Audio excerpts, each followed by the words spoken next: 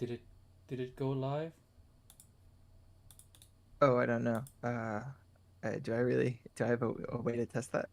Oh, perfect. Oh, and our You can see voices it? are coming through too. Oh, and they're Hell leveled. yeah. Oh my god, amazing. Wow. Wow, we We've done made it. it. We Okay. So I guess have you posted the link yet? I'm about to. See. Okay. Just let me know when you've done that. Hmm. There's already someone here. They were waiting for Hello, you, man. soul viewer. Da, da, da. I just saw the thumbnail and the name of the video. Oh God. Yeah, I just want to have it going on the corner here so I can see chat. Um, because I feel like with the headphones.com streams, uh, the ones that are most fun are the ones where we actually pay attention to chat. Oh yeah, Because chat I is basically free real estate. They give us a bunch of free topics to talk about. yes. I always talk to them. How do you think I do live stream every month? I just read and answer comment. That's why I call it like end of the month Q&A stream because I don't have anything to talk about usually and I just come in like, "Hey, let's just answer some burning questions." Sure. Well, I mean, we got some stuff to talk about this time. So, hi, Josh. Hi, Player 580, Paradox Mantis, Heads, Objective Sound, James Berryman. Hello. Okay. Do do do. So, Right, let me add everybody.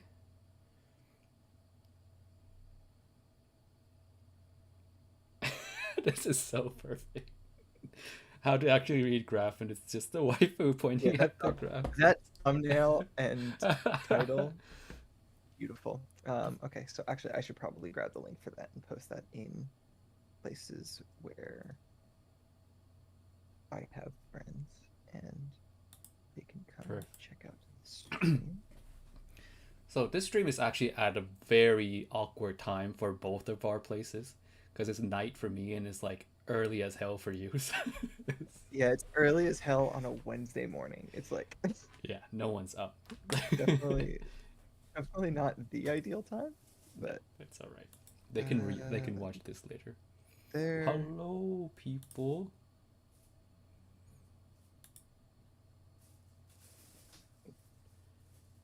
Right.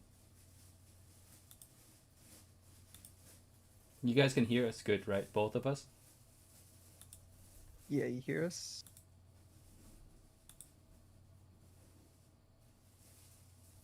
Wow, I love the person saying "I love you" to me. Malaysia pride. Fuck yeah. Yes, I'm absolutely Malay. That's that's me. Oh, I love how on Discord the cropped thumbnail it has exactly the part of relevance. Like it literally just cuts off the anime girl pointing and the 1.5K hump. Yes. All right, perfect. All I right. guess we can just Yeah, I think we start. can get Yeah, started, right? right. Yeah, cool. So if you guys Well, do not know, first off, this is oh Griff yeah, go ahead.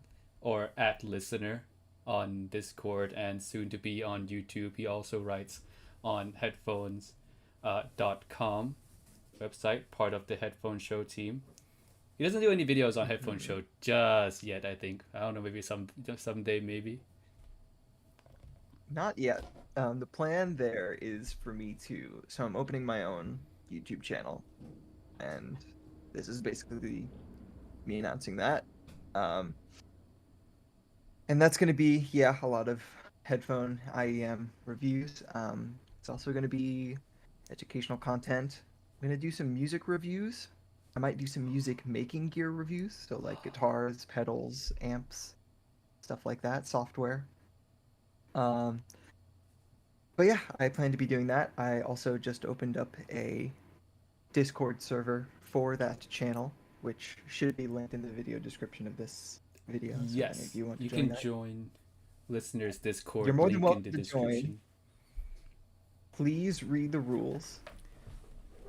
Nah, It's going to be a don't need to read very it. It just strictly says read moderated welcome. server.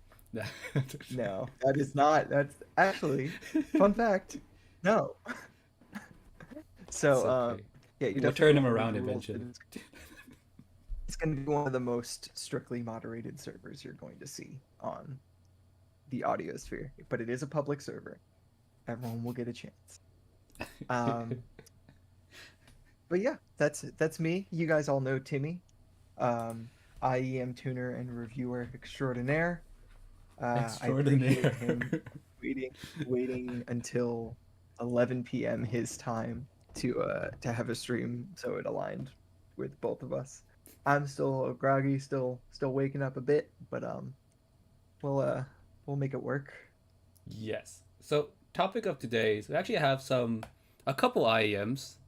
Like one of them is the tongue suit, not the tongue suit, Truthear Gate, and then I also just Yeah, got my let's Mega 5 EST as well. And of course, by the title of okay. the stream, we're going to talk about how to actually read graphs. Because I've seen a Yes. lot of wrong readings and it irks me. Yeah. All right. Yeah. What do you We feel have like plenty of starting plans with, for that, mister? but I think let's talk about the gate. I feel like that's something where there are pretty much no public impressions out there yet. So That's I true. definitely want to hear your impressions. So I didn't Oh listen to it wait, before we for. get to that, what IEM are you currently wearing? Oh, yeah. I'm currently wearing Binky. Supernova. Sorry, what was that?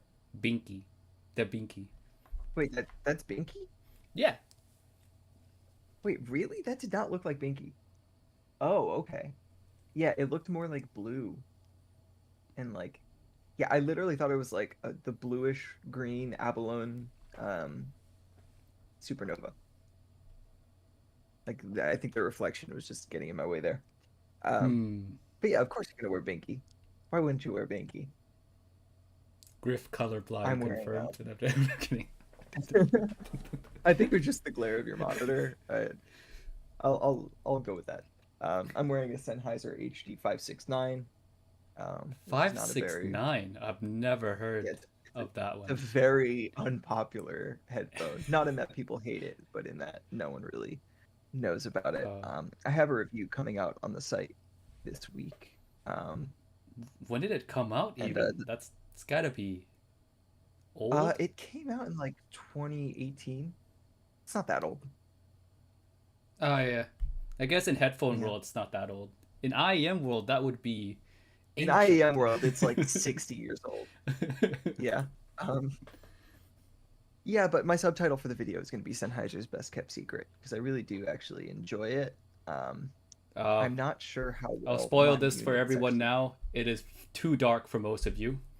Um, Yeah, actually. So yeah, that's pretty much where I'm going to come down on it on the review is that I really like it. Actually, that's the measurement that's up on my screen. I don't know if we're showing my screen yet. oh, Um, oh, we but can. I can yeah, show. it's my unit at least has a very decent mid-range response. And for those who don't know how to read the graph as I've presented it there, we'll get into that. But in a way that might look more familiar to y'all, it's got a fairly decent mid-range response. This little hole around 4 or 5K is there on my head. And the treble is very reasonable, unlike most over-ear headphones are on my head. So Hmm. we'll talk a little bit more about that later, because I am going to compare headphones to IEMs. Just trying to close with my camera a little bit here. But for now, let's go ahead and talk about the gate. You can go ahead and take my squig off the screen, All and right. maybe put your squig up on the screen, Oh God, I don't want to mess up. or I can pull the gate on my screen, and it can be on Actually, I the don't have stream. it uploaded yet. Let me actually just Ah, send you the screenshot maybe, or maybe I can just send you the what's it called? Oh no, never mind. We can pull up HBB's gate. It's pretty much the same. And he's the only other one that has a graph. yeah, I think that's right. I love how chat's just going binky, binky, binky, binky, binky. Dude, the binky thing was like you caused this. Like, everyone calls it binky. I just- Yeah, I swear that wasn't intentional. Like I didn't expect it to become a thing that basically became the name of the IEM. But I think it's fun. I think it's a good time. Yes. And you are now Mr. Binky, Mr. Binkus. Yeah, Mr. Binkus. It's like Vale asks, Chungus, but "What's your opinion Binkus. on the HD598? Have you ever heard the Sennheiser HD598?" I've my headphone knowledge is very I limited. haven't. Yeah. Got you. Yeah, I also have not. I thought 569 was kind of gritty. Yeah, so when I put this on my partner's head, she said it was bright, Oh. which part of what I'm going to talk about in the review is how close backs tend to vary more between heads, Oh. um, because they feel more directly with your I see. ear, I and noticed that they need seal, but it's also just different. yeah, I know that with headphones, like how it wears on each head cause quite a bit of differences. Even on the same head, just the positioning of the cup can cause quite a bit of variations in the sound as well. Yeah, and this is part of what we're going to talk about.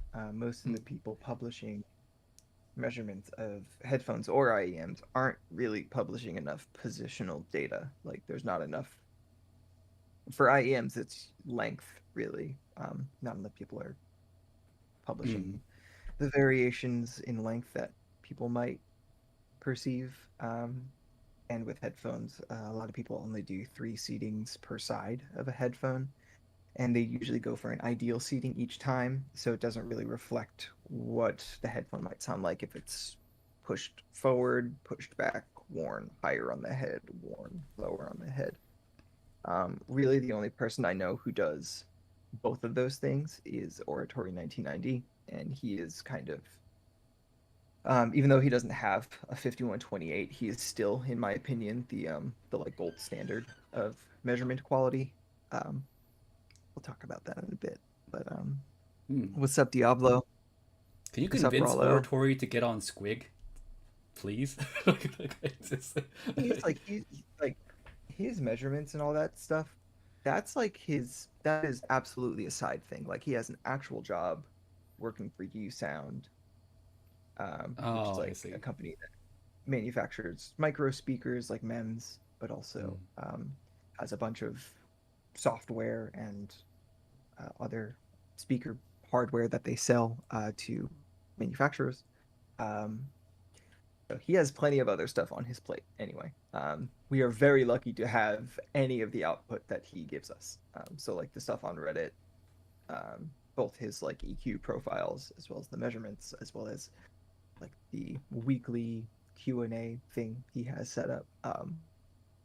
Yeah, he is already one of the people giving us way more than than we deserve from him. Mm. So yeah, and I also Understood. don't think Squig in its current iteration is really like, I don't know. Did you ever get to see his original database?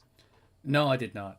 Like it's like I'm not really in the headphone space much, so I don't really know too many personalities and deep dive into all the little itty bitty places relating to headphones as much as I do Got it. IEMs.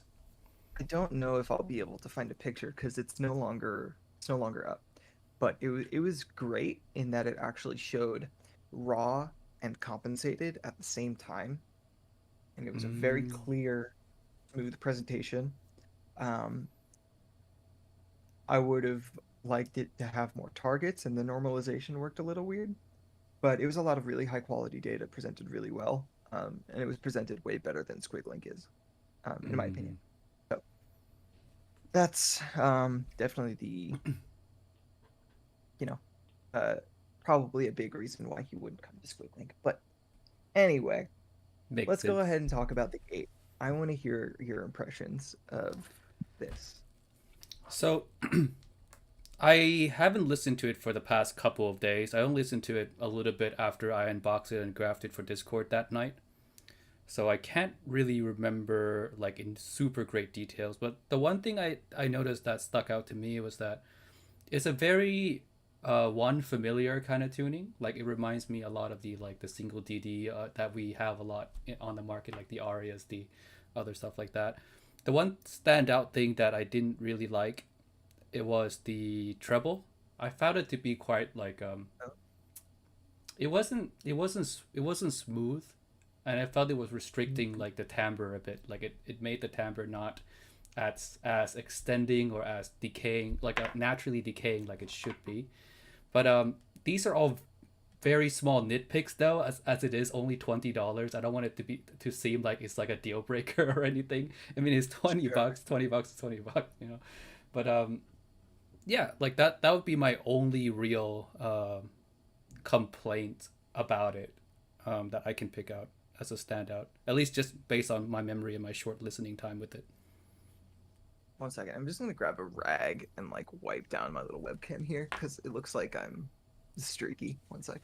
Oh, he has his dream filter on. Just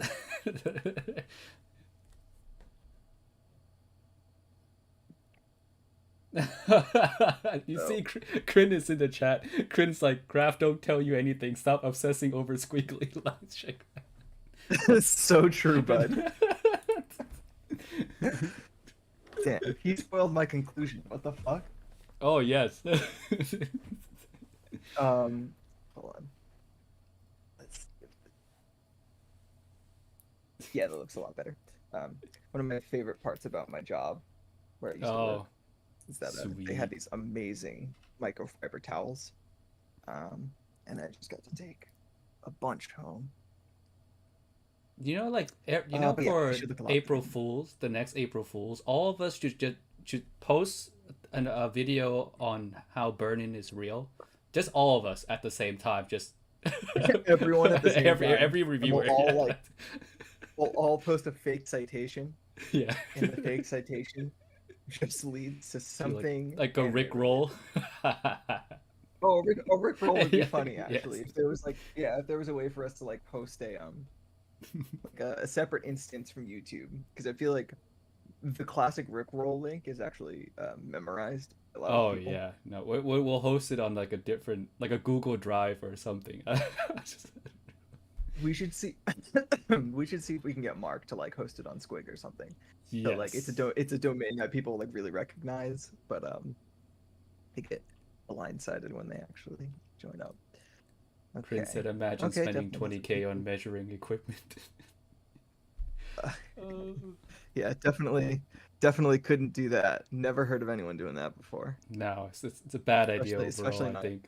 especially not Korean. Um, but yeah, so regarding Gate, I actually do have a few questions.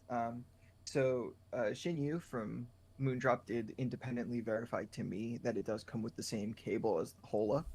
You can confirm this, correct? Think so. I do. Let me see if I can find Ola anywhere. I have like kind of. Oh, there it is.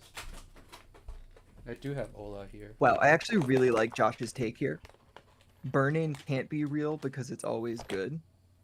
Yeah, absolutely. Like, That's like one of my biggest like complaints about it. anything always being good or always being bad, you kind of know people are full of it. Yeah. Like that reminds me of the people who like say all EQ is bad and somehow deleterious to sound quality.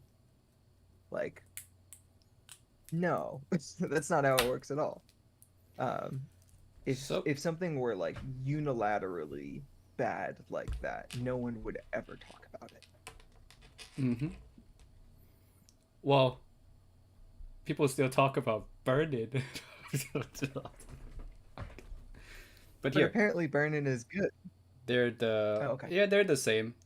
My Ola looks a little Yeah. bit Well, more scuffed because I've used it. Of course, not as shiny as like the sure. but Yeah. it's So the it's shinier basically, one is the Gate. yeah, it's the Gate. It's basically the same.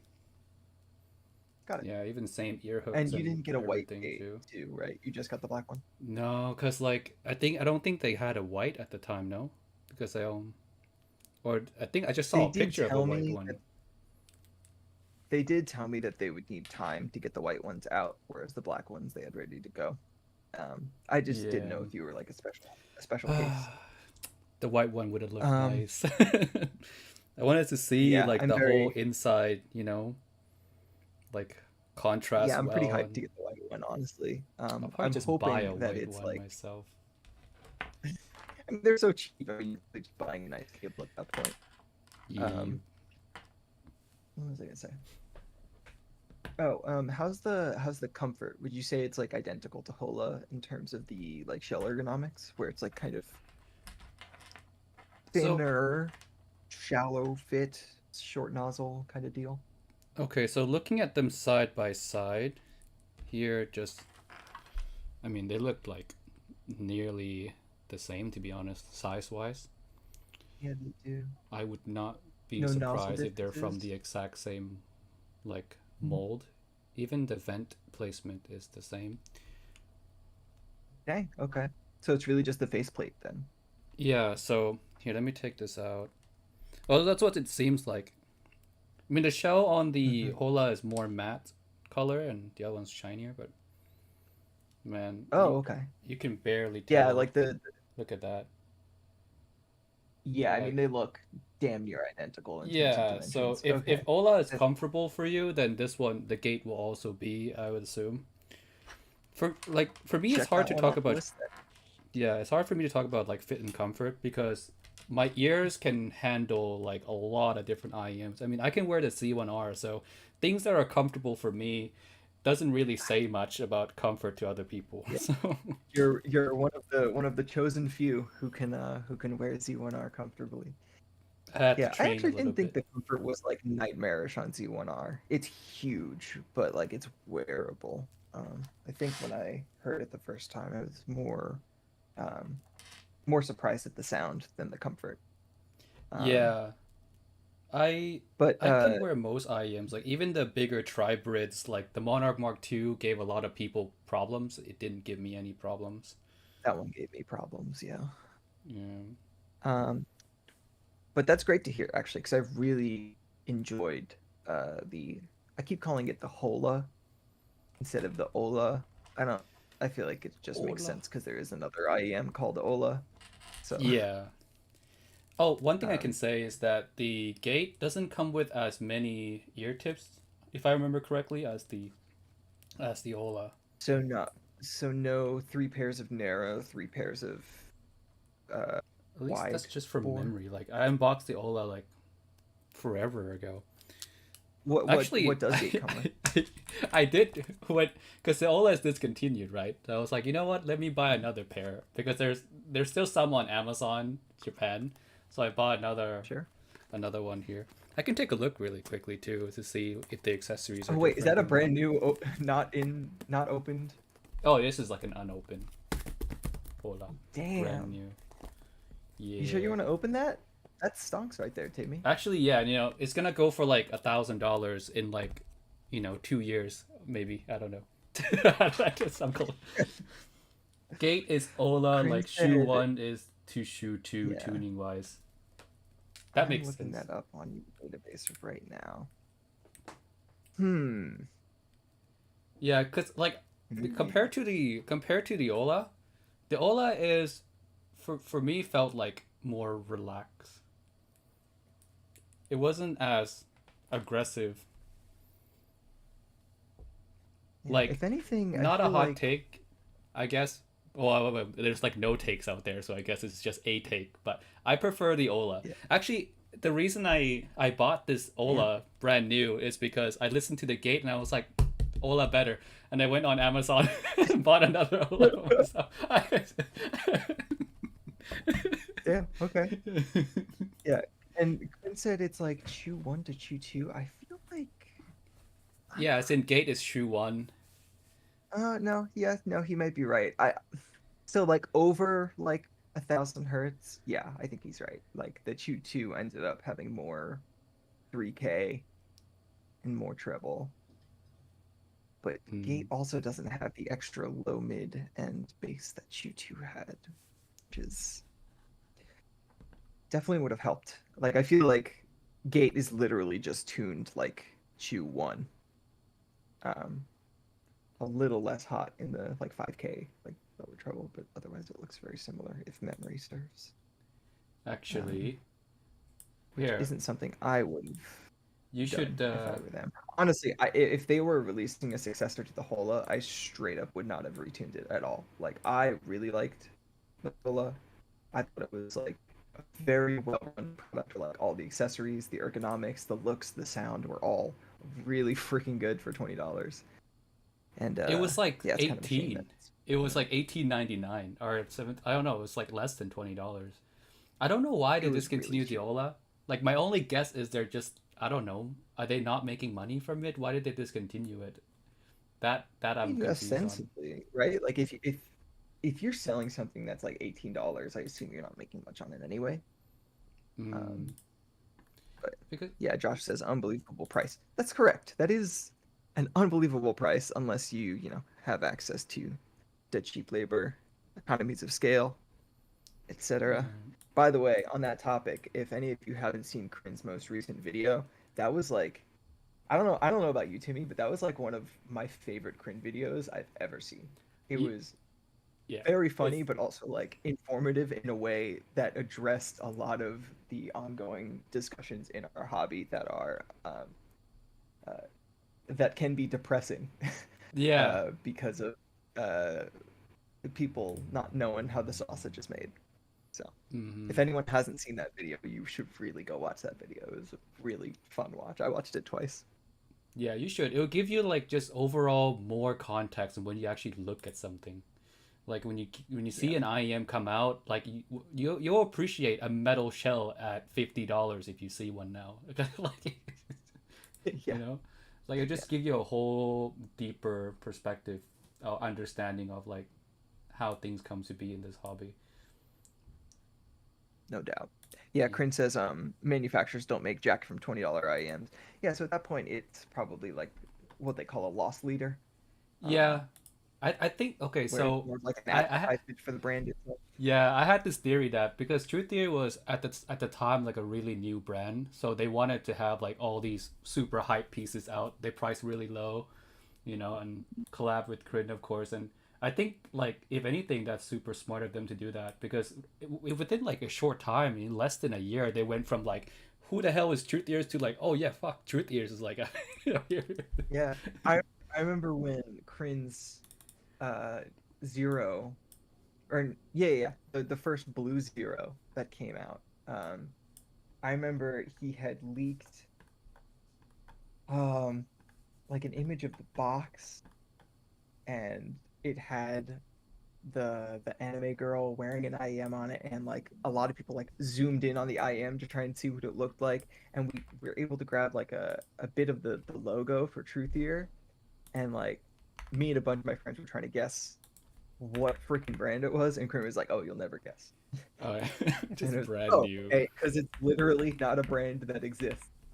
So you were right, Fred. Hmm. Um, but yeah, they Not. really did start from. I don't want to say nothing. Like obviously they're under the Shenzhen Audio umbrella, so they had people who knew how to produce and tune IEMs. But yeah, I mean, I think the Hola and the original Zero being so cheap was definitely part of the strategy to just immediately make them relevant, and it It was worked. I a mean, they are great very call. widely regarded as like the hot shit in budget right now.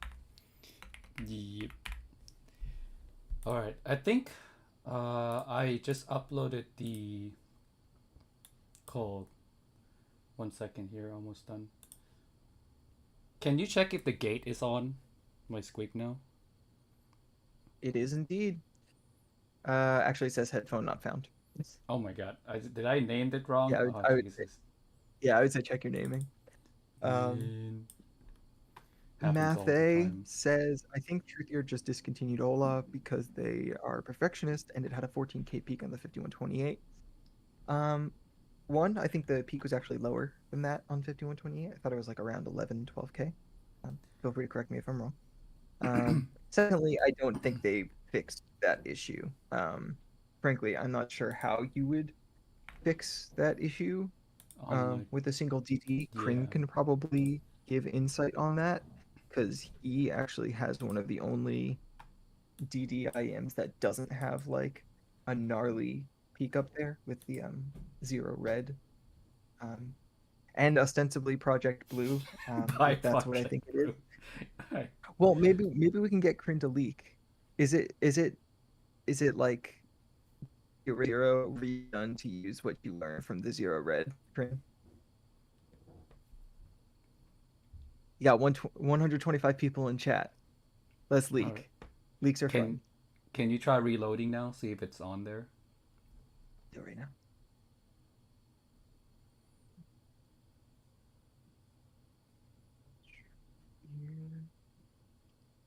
Yeah, Hey, so oh my if god. anyone wants Yes, to look there at we go. Truthear Gate on Timmy's database, you are free to do so now. Yeah. Interestingly, Gate kind of looks like. Oh wow, okay. So your unit is kind of in between Chew 1 and Chew 2. Oh, actually, let me turn on that screen for people to be able to see what you're looking at here. All right. All right, there So you go. people can watch me sniff a graph in real time. Oh yeah, real time sniffing. Yeah. Okay, so this is Kryn the said Truth Your Gate. Project I'm Blue choosing is to look at it thinner. in the compensated view. I am, for all of those who hate compensated measurements, feel free to direct your ire at me. I'm the person that bullied Mark into making all of these targets automatically compensate. So if you hate me, that's totally fine. I can deal with it. But if you prefer the raw visualization, that's what that looks like. Pull it up against Timmy's target for those of you more familiar with it. I mean, against your target, it looks pretty solid, but yeah, I could get an idea of where I would have issues and where this graph might not be representative of a majority of people's experiences. So I think this is a good opportunity actually to talk about um, Wait, can you pull up the Ola how. too, side by side thing? Yeah, of course. Yeah, basically like Chew One, Ooh, Chew Two, kind of vibe. yeah. Um, okay, so let's talk about why these graphs are lying to me. Let's start down here. So if you know anything about the 711 couplers difference from the new 5128 people like Crane and Headphones.com are using, you'll know that the 711 coupler basically overestimates bass. When I say bass, I mean everything above or below 500 hertz or so. So while this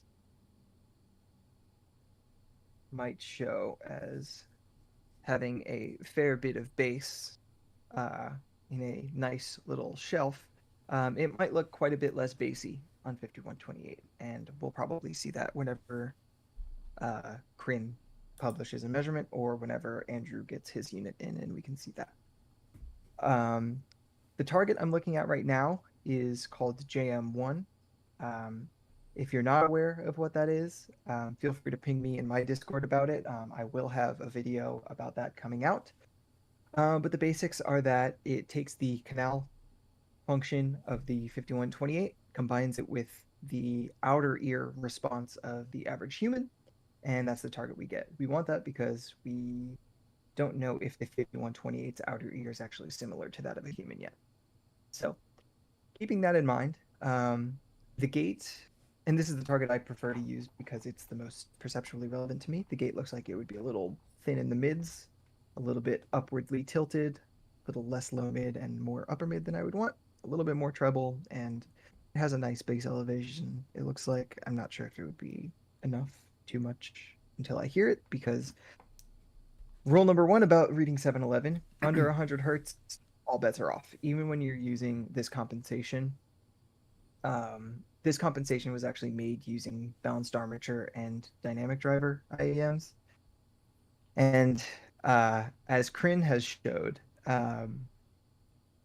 either balanced armature IEMs or bad dynamic driver IEMs can have quite a bit less bass on the 5128 compared to their 711 measurement. Another thing I want to draw attention to, and this is something that Timmy brought up when we were or when he was talking about his impressions, is that he wasn't a fan of the treble. There was something there that was weird. Um, and I want to be upfront that this measurement is basically just inaccurate. This peak around 14K is probably not actually going to be in that same spot or at that same amplitude relative to target in your ear. The differences in anatomy in terms of the eardrum impedance and just the way our canals transform the sound mean that, for one, the fit of the IEM is going to be different, such that the length of the air volume between the IEM and the eardrum is going to be different between all people. If it's longer than the 711 coupler in its situated place in your ear when you're listening to it, both of these peaks, as well as the entire response, are going to shift downward.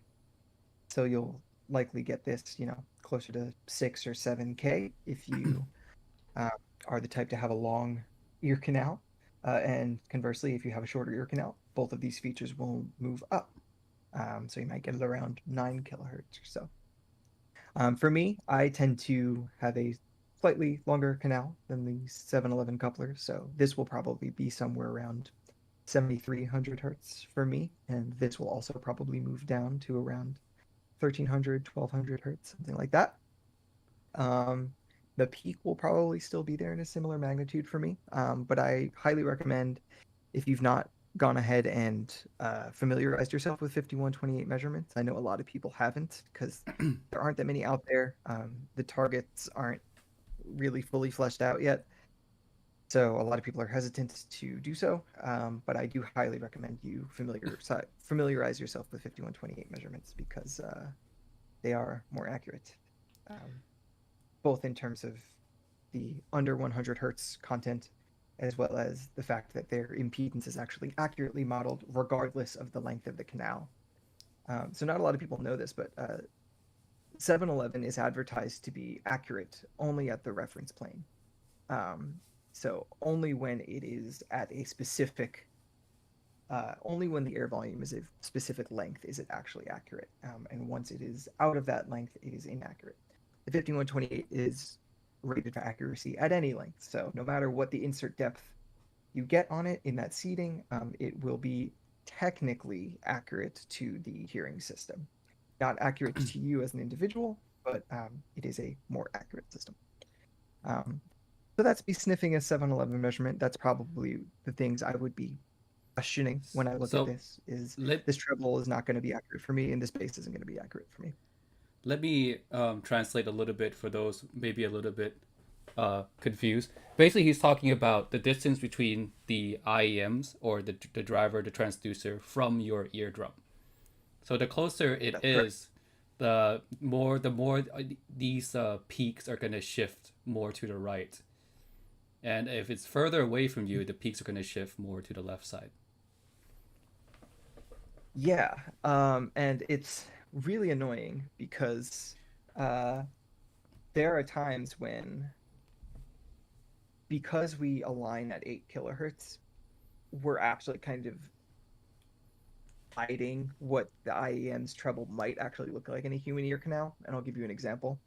Um, with Crin's, I don't know if it was his first collab, but I think it was his first inexpensive collab. I don't have the CRN The graph because that Zeph was Pro. Yeah, no, I'm gonna pull it up before I had a on coupler. precogs. I'm pulling it up on precogs.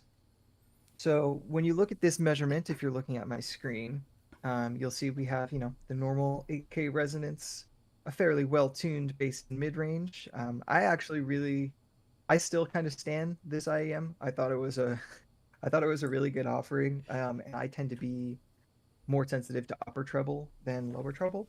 So the kind of very relaxed upper treble was actually never a problem for me.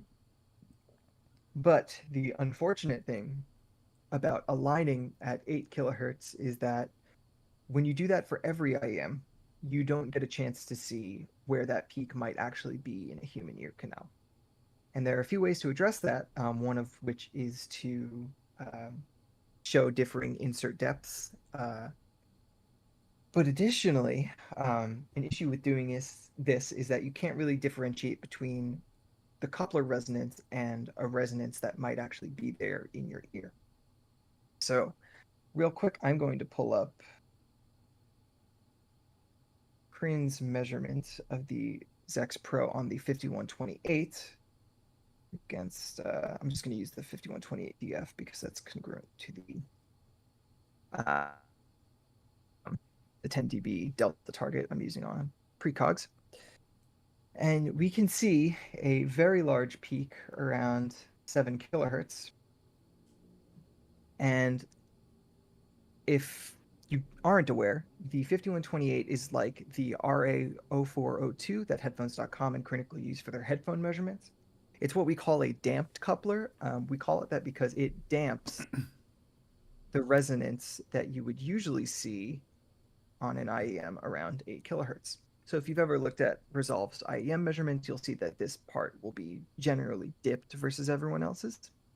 The 5128 is like that too, but we still have a very large peak here, which indicates that it's not actually solely coupler resonance, or that the coupler is resonating with the IEM in the length mode so dramatically that it's actually a very big peak in your ear, and you will get that peak in situ when you're listening to the IEM. Now, obviously, not all of us can afford a 5128, but if I'll start a you donation link. Anyone want to donate like 20K this way? That'd be greatly appreciated. yeah, if anyone wants to donate enough for Timmy and I to get 5128s, we'd be very, very appreciative. But I'm going to pull up this measurement here. This is my 711 measurement of the CRN, or the Zex Pro, in a coupler. So just the standard IEM in the little cylindrical metal opening of a coupler. Run a sweep, record it, and that's what I got. Now, if I move to my other measurements, which are taken using the fixture behind me right here that has a little silicone ear, you'll see that it gets the length mode resonance, the half wave resonance, a lot closer to where it is on the 5128, around 7.1 kilohertz. And it also shows how much bigger the peak gets versus being at 8K.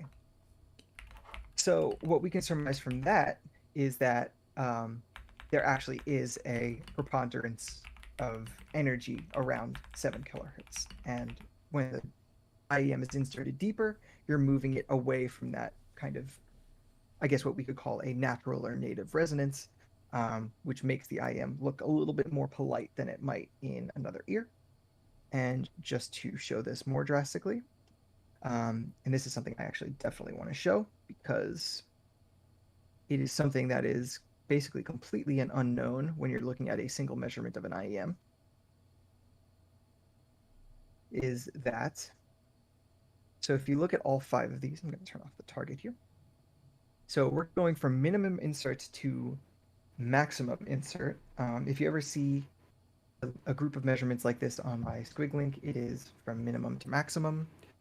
And you'll see that I don't hit 8 kilohertz until the very deepest insert, which to me says that the IEM is very likely not going to sit at 8 kilohertz in the human ear. Because the 711 coupler is shorter than the average ear, and because this would not get to 8 kilohertz until it was at its absolute deepest within the coupler, we can surmise rather safely that you'll likely get something closer to the yellow or the blue or the red in your ear instead of the cyan. But that's all I've got to say about that. But you can see how that would, make whatever's going on above like 5 kilohertz with the gate less easy to make heads or tails of. So don't go drawing too many conclusions about a 711 measurement above 4K or so, because that's it's really hard to know what's going on there. Yeah, I used to recommend people only like auto EQ up to 6K, but more recently I've been recommending only up to 4K because that changes the five above that, the changes is just too significant. Based on like, Yeah, there's I mean, it varies I too much. absolutely think that's reasonable. I would even go lower. So on my site right now, the auto EQ is set to be 3 kilohertz natively. I'm even thinking of bringing that a little bit lower to 2 kilohertz. Really, can insertion depth like really can it really affect that So it far down can, it can, in like a depending on the meaningful damping of the way? system and what kind of drivers they are and what the dimensions of the system, and it's for that reason, but it's also because human ear canals vary significantly in the 2 kilohertz region. And it's not really due to length anymore. It's more so just due to how they might be a mismatch versus the ear simulator, whether it's 711 or 5128. Mm. And we've also not really ironed out what part of the human hearing system contributes to that, whether it's something to do with the canal or the eardrum. But there are, let's say, many reasons someone would disagree with the common targets in that area in particular. So even like versus the common targets I like JM1 or the Delta target or Prince new target,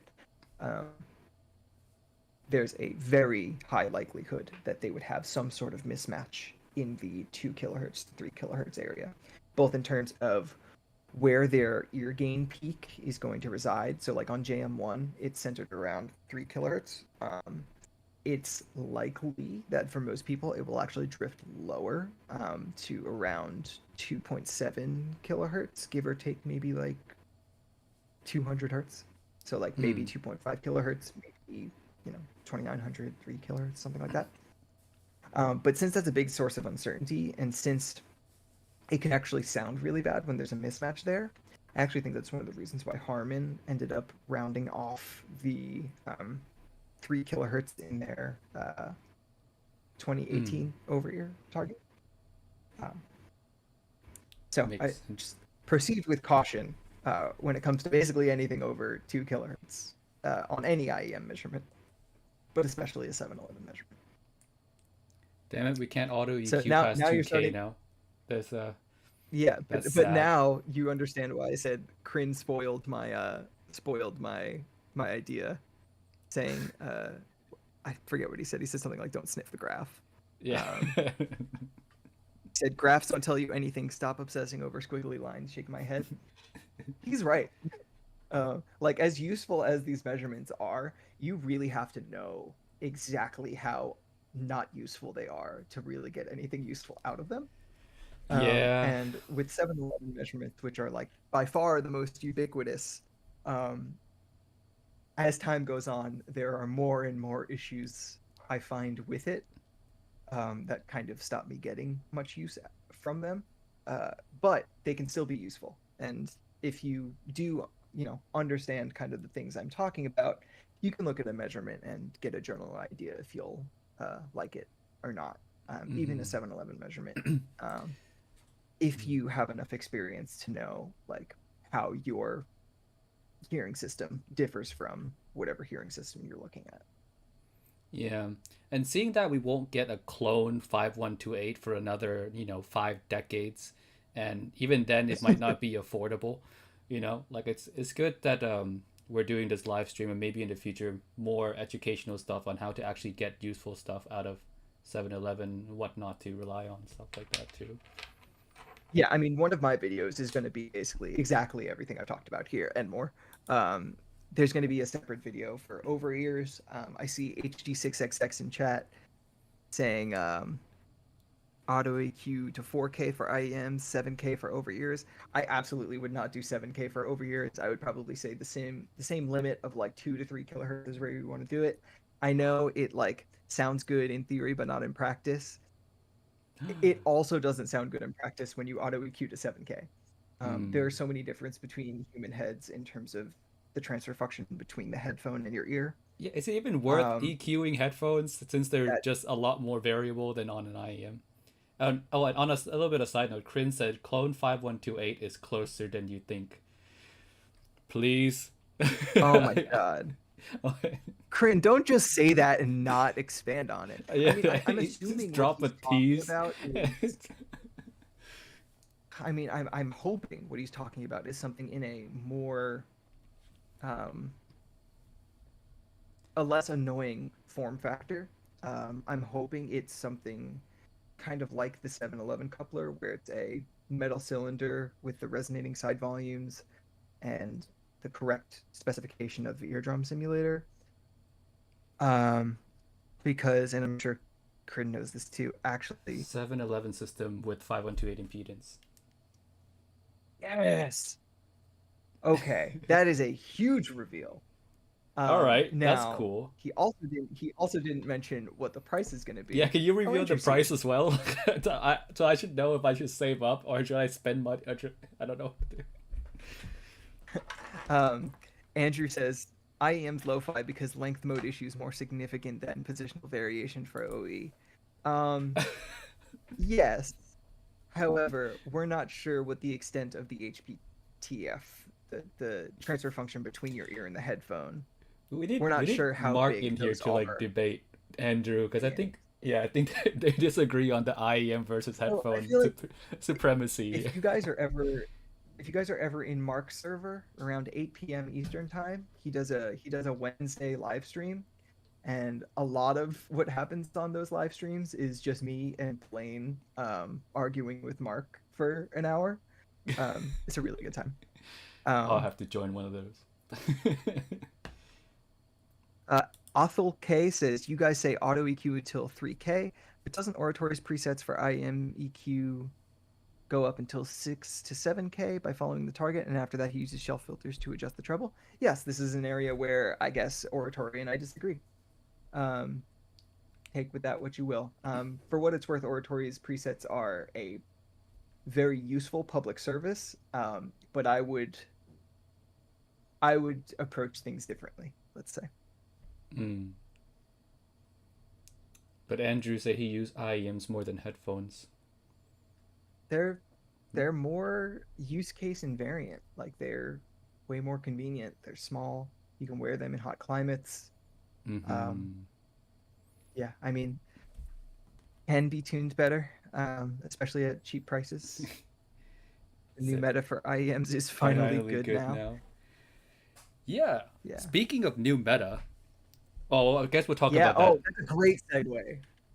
Oh yes. Speaking of new meta, I finally got my hands on the MegaFest tier, which I haven't put out the graph yet. But I guess you can pull up someone else's graph for now. Yeah, I have it on mine.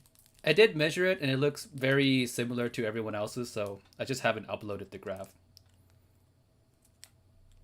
Or wait, actually, you should talk about it while I upload the graph for mine. That sounds great. Yeah, happy All right. to. Okay, so now I'm gonna give people another curveball. For those people who watch Timmy and mostly use Squiglink, this might look a little different to you. If you've watched any headphones.com content, you'll know what this is. This is the preference bound given to us by Harmon's research. Let me widen the scale a little bit here.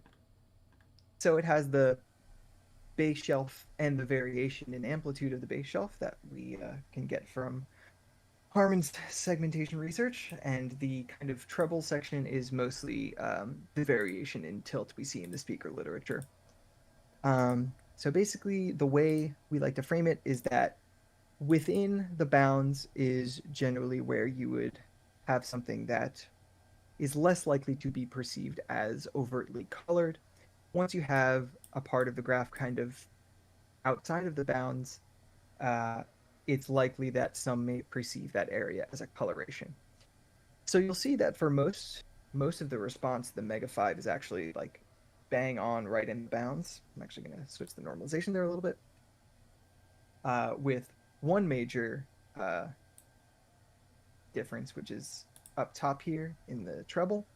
And it does change dramatically based on what tips you use. You'll see that I have the narrow tips in orange and the wide tips in, I guess that's blue, purple. And I did find this in my listening to be one of the most significant tip differences I've ever come across in testing IEMs. So keep that in mind if you're one of the people that bought the MegaFest, that it does change a lot. based on whatever you use. On my database, I have a bunch of other tip measurements as well, if you want to look into those. And remember that these are measured in my Type 3.3 system with the outer ear. So it does, in my experience, more accurately model the insertion and placement of the IEM as it might be in an average human ear. But so if we kind of break it down as a wide angle zoomed out perspective, it's a very normal sounding IEM. It's gotten a lot of praise for its tuning from me, from DMS, from Mark from Squiglink. Andrew hasn't heard it yet. I actually don't know if Kreen has heard it yet. I know Josh VB just got it and he likes it except for the comfort. But I found it to be a very normal sounding IEM. It has a bass elevation where you want it, the mid-range isn't cloyingly thin, and the treble isn't cloyingly bright, which not a lot of IEMs hit that mark. Kind of came out of nowhere when I heard it. I was very pleased with it. But I think the hype that it's got is largely because it's just kind of a safe overall option. Now, with that comes the connotation that a lot of people have given it of being quote unquote untechnical. I wouldn't necessarily disagree with that, actually. I think subjectively it's fine. I'm not one of the kind of people that chases a technically rich or incredible IAM. I really just want something that's not going to bother me, that I can listen to music and it sounds like music. That being said, I do notice that it is a little on the, for lack of a better term, untechnical side. And I think there are reasons for that have to do with the tone, actually.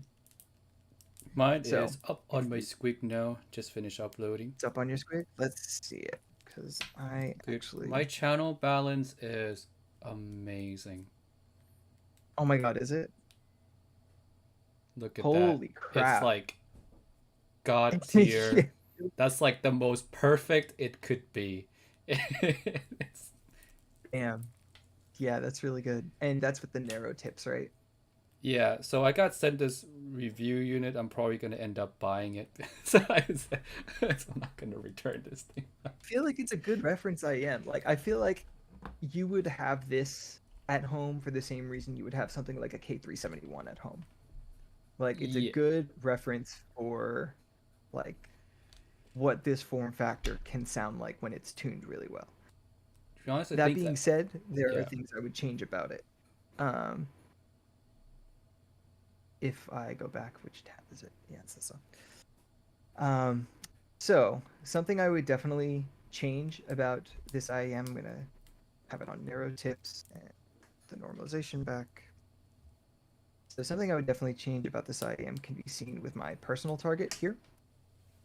This is a work in progress, obviously, but I would definitely change the mid-range up to be a little bit more downward tilted in the kind of center.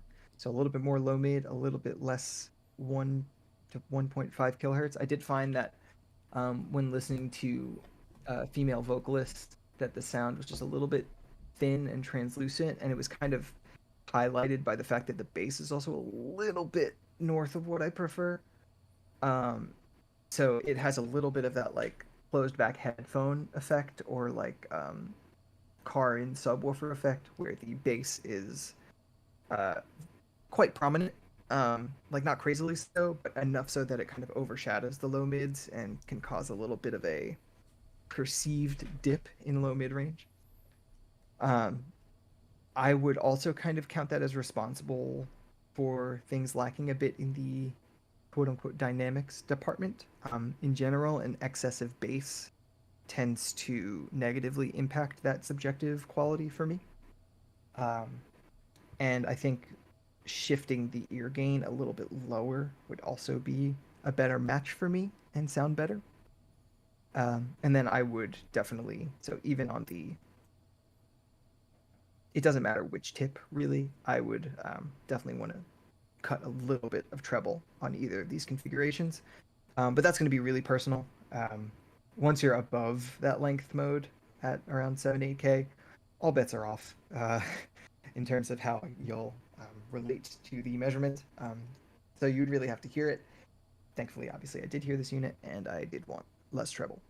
But I think that would also help with the dynamics. I feel like when you have a little bit too much upper treble, the very, very, very front end of the transient is highlighted more than the middle or end, and the transient can sound a little bit thin and insubstantial by comparison to something that might have a little bit less. What did you think?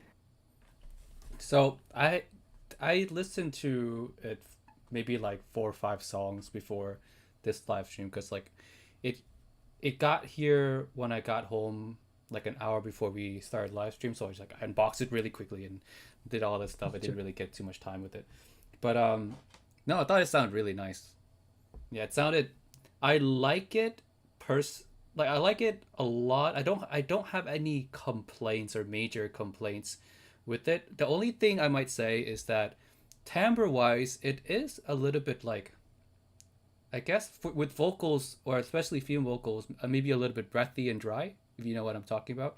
Like it's not as like smoothed out as like there's a little bit of a highlight in the in there, a bit of a tail end of their sound there. But that's very small, man. That's like the only nitpick that popped up in my head. The rest of it I thought was like, oh, it just sounded really nice. Again, I had like very short while with it, so I'll listen to it more like later. But overall, it's a very good sounding. I don't think we should do this though, because I don't like comparing my own set to like other. Oh, you're not going to say anything. You're not going to say anything. And like I haven't heard Da Vinci yet. I'm tight-lipped. So I can't say anything. Yeah, I mean, I can't really say anything either. Mine hasn't arrived yet. I actually forgot I was streaming my screen, and I just wanted to see this because I mean it's a comparison that's been on on people's minds for basically. Listener can say something. I'm just gonna be quiet. Yeah, you be quiet. Yeah, but I think a lot of people also wanted you to get a Mega 5 specifically so they can make this comparison in the graph tool. Like I remember when the Da Vinci measurement was first released, I ended up going to like a bunch of different databases, comping them to the IAF comp, and then like overlaying them in Photoshop so I could get a reasonable comparison. But yeah, I haven't heard it yet, so. Oh, can you pull up after you're done with this, can you pull up Oracle Mark 1, the first Oracle? Yeah. So Oracle, yeah, the Oracle and the the timbre reminds me of like an Oracle timbre. If anyone remembers an Oracle, it's that same dryness that it has.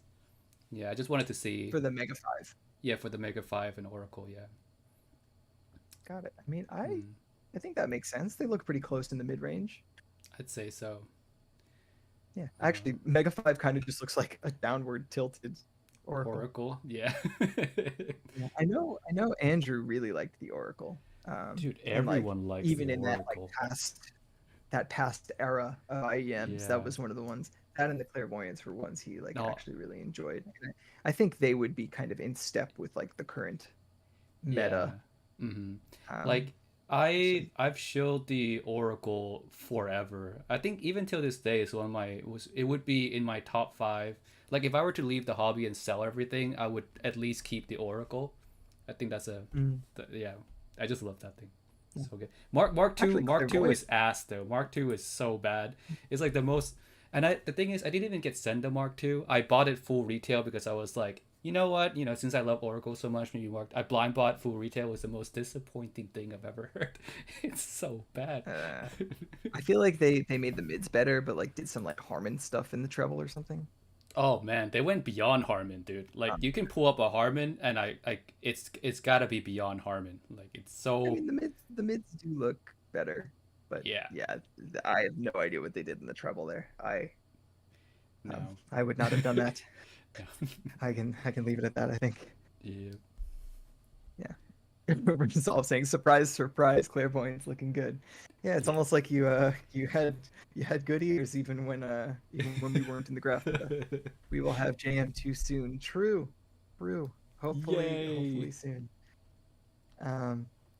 We still need to do some sort of some sort of internal discussion on how relevant the above 5K features of the transfer function of the 5128's canal are, but a conversation for a different time, for sure. Ideally, sometime next week. That's very soon.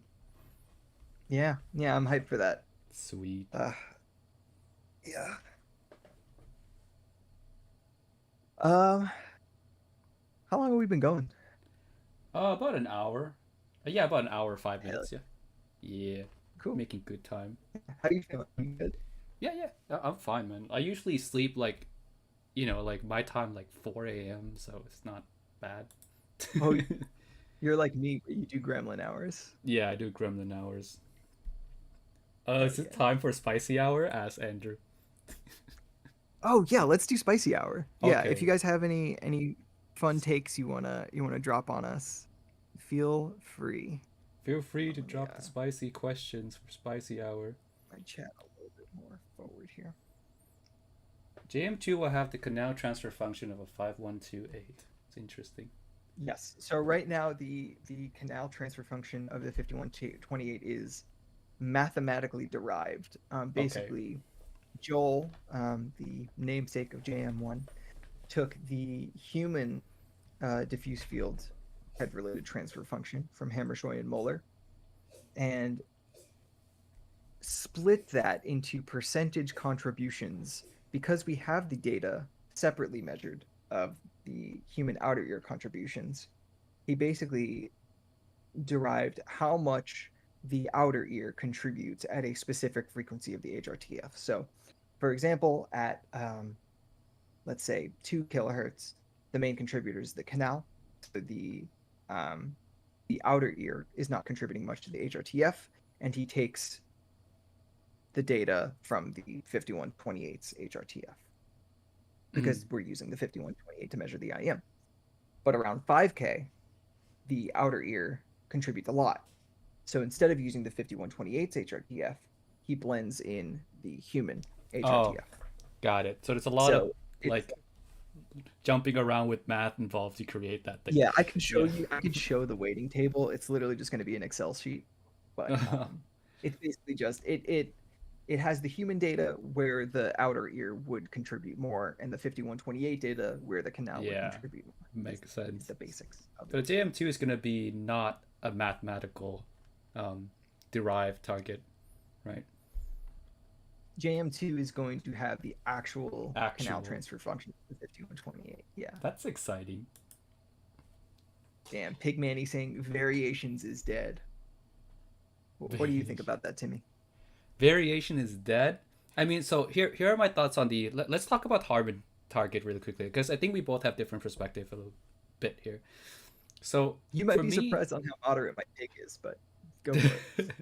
So my take on the Harmon target is that it is a big wow factor on first listen. Anyone that listened to Harmon for the very first time mostly will say that, wow, it's just so clean. Everything is so it just sounds like highly wowing, if you will. And it's not until you spend so much time with it and comparing it to other IEMs that's not Harmon where you start to see flaws with it. But it's I think that's a really good take. Yeah, and also that's why Harmon sells so well too, because if you release any Harmon to an IEM, anyone in the public, the mainstream people, anyone who hasn't really tried Harmon before, they're gonna like it first out of the box. They'll be like, wow, this thing is cracked. This thing is amazing, man. They're gonna post really good reviews and stuff like that. Whereas like other targets, I would say has less so of that effect. Like something warmer, something bassier, maybe not immediate love, or it doesn't have the same immediate wow or immediate love effect that Harmon has. So that's just from my two collabs with the Chopin and with the Da Vinci, where the Chopin was like instant for a lot of people. And though actually one of the reason Da Vinci is the way it is, like I talked to you a lot about JM1 and stuff like that, but I really wanted to test out the difference between like JM1 and the JM1 and like a Harmon inspired. One is JM1 inspired, one is Harmon inspired, to see like the reaction and compare them.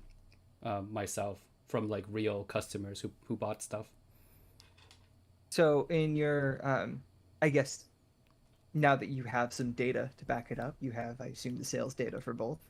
I guess in their initial wave, which one, if you can say, which one sold more?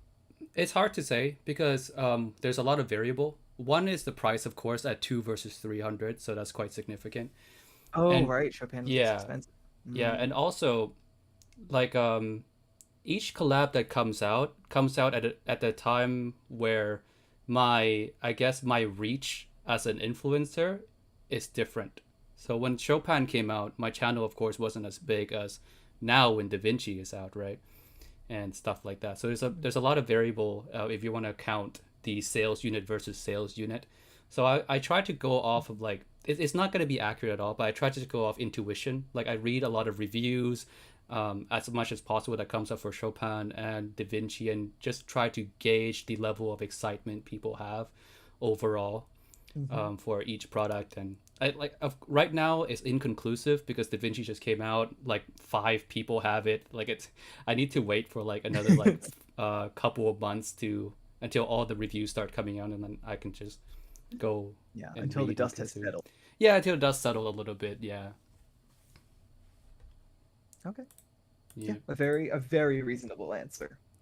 Um, to get back to the Harmon discussion, I think that was also a very a reasonable take.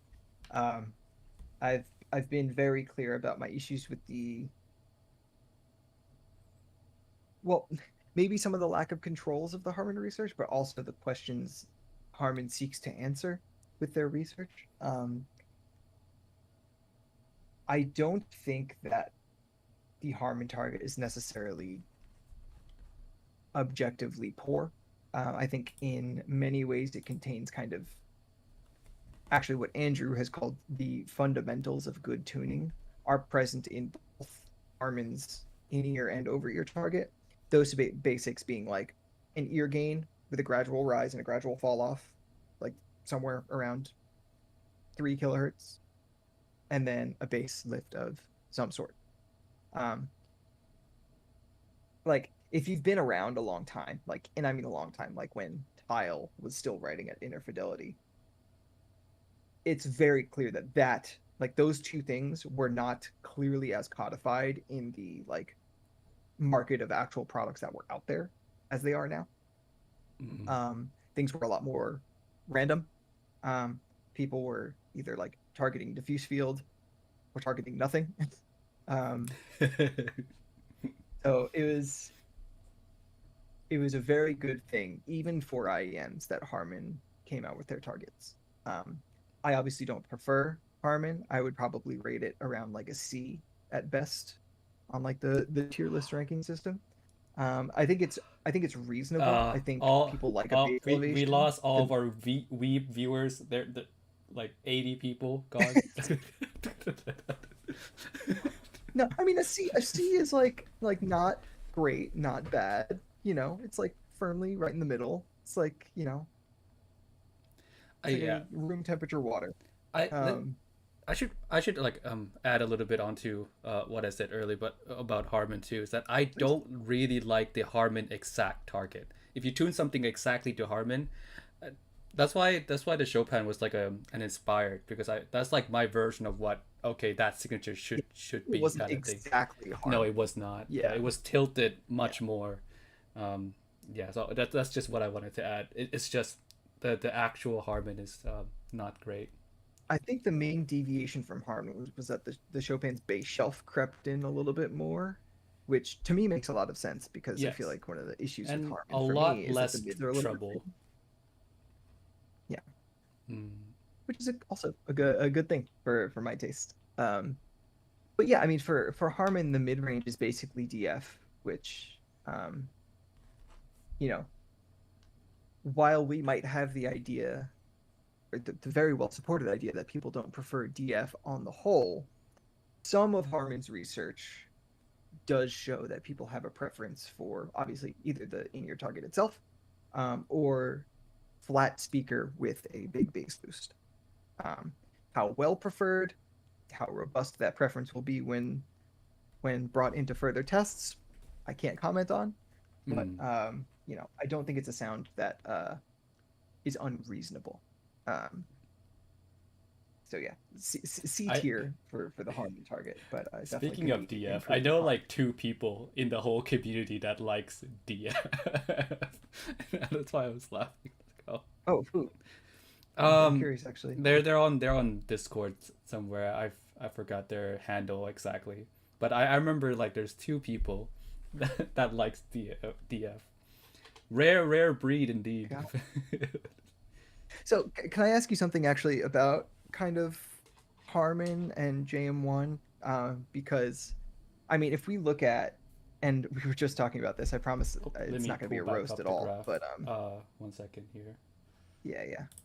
All right, If you it's up. could, that would be so. If we look at your target Oh my god!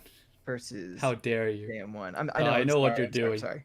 My god. I promise this isn't a roast, though. I promise. So, like, what was your experience like? You know, coming from, I mean, ostensibly, what was your preference with the Timmy target in the slightly redder gray to entertaining something like JM1? Did you find it was like something you really had to acclimate to, or yeah, I don't know. Speak a little bit to your experience in that regard.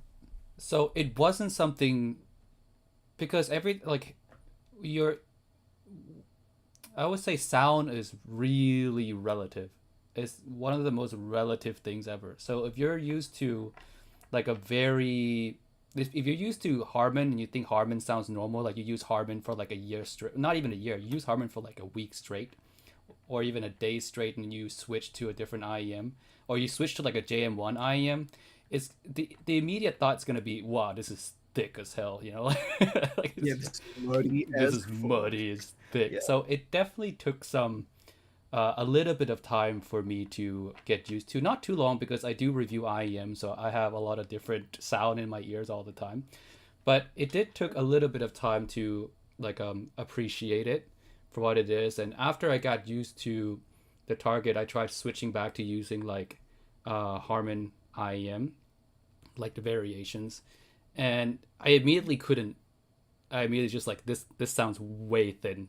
Like it just I missed that kind of natural because the one thing that Harmon doesn't do well, and I think everyone agrees with this, even Harmon lover agrees with this, is that the male vocals, they're just far, man. They're like background singers sometimes in some songs, some mixes. Yeah. Yeah, so like I missed that. Like when I use something that's like JM1 ish, I just like that extra bit of realism with the positioning of everything.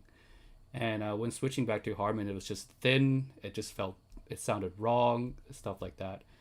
But I'm sure if I switch back to Harmon and I listen to it for like a few days straight, I'm sure like it's still something that I can find myself enjoying. But between the two, if I were to only keep one, it would have to be something JM1 related because for me that just sounds way more normal, and it doesn't feel like it's um, sacrificing anything to achieve something. Like with Harbin, it's sacrificing that lower mids to achieve just like super clarity, and that kind of like Yeah, and I feel like bass contrast. Like I feel yeah, like yeah, yeah, the bass really yeah. comes a kickin' Oh yeah, with the that Harmon that target contrast compared to and a that lot of JM1 bass audience.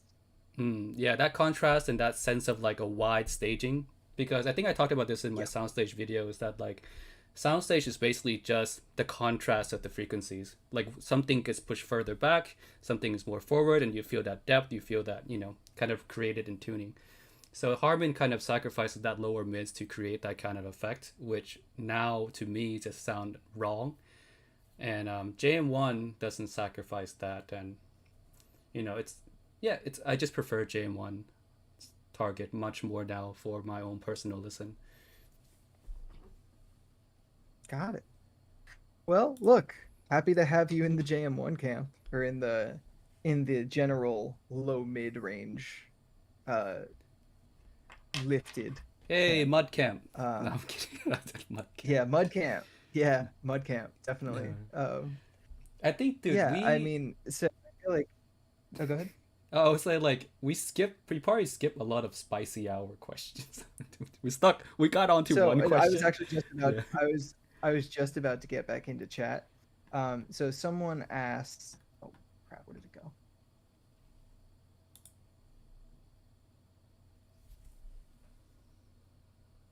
Oh God. Okay. So I'm gonna go to. Do you have my squig up on the stream?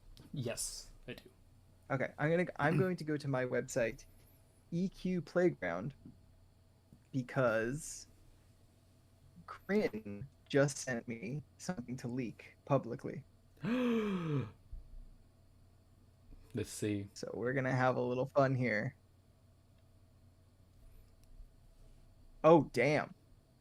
Oh fuck, that looks really What a good. name! God damn What it. a name! Project Meta. Oh, I I wonder if the mean, name is actually gonna be called that at the end. Just no, make probably that. not. But I think it's a nod to something. All right, let's see here. Let's see. Interesting. Do you have the what's it called, the Mega Fest on this? I don't. I can add it. 1 second.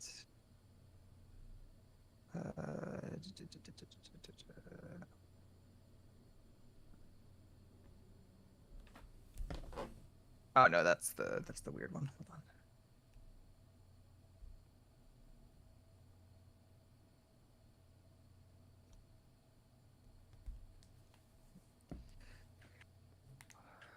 Interesting.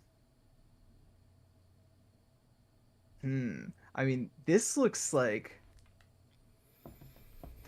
a warm boy.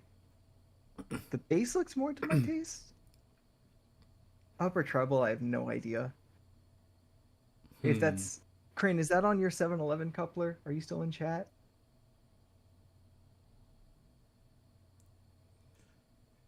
It looks kind of like a Dust DSP ish. Oh, okay. He said it's on his coupler, so I'm actually going to go to his database. It does kind of look Dusk DSP-ish. Oh wait, actually, I need to. He said it's a long story. Okay, just assume yes. Okay, I actually need to stop sharing my screen for a second and switch to another screen because I don't want everyone to see my login. So just give me a sec.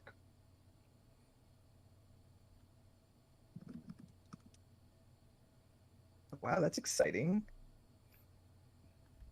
Timmy, have you seen the measurements for Project Night as well?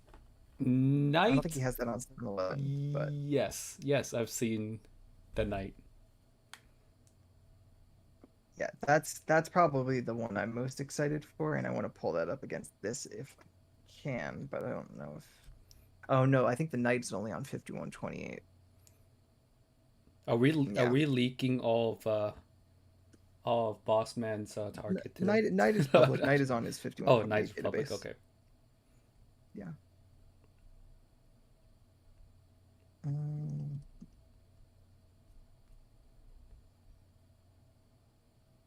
okay, sorry, this is taking forever. No problem. We all like looking at But I your feel like face. Crane's, yeah, I feel like the login for Crane's website always Crane doesn't let you upload a measurement. Dang Oh it. yeah. Yes.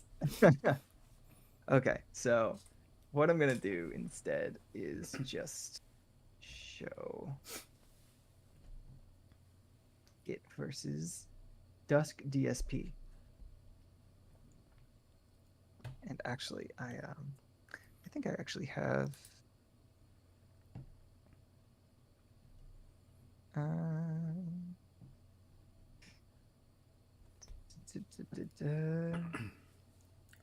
okay. Shoot. Crane gotta let people upload measurements on his squig, yo. Yeah, because then if I wanna wanna compare it to a target. I mean, I guess I can see the basics here. It's got a base lift, got very good mids, dipped 3K, like that.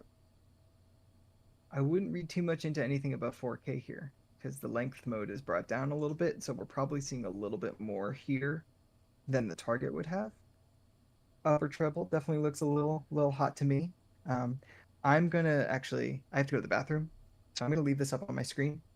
I'll be right back. Okay. Perfect. Entertain Wow. the people. Answer question.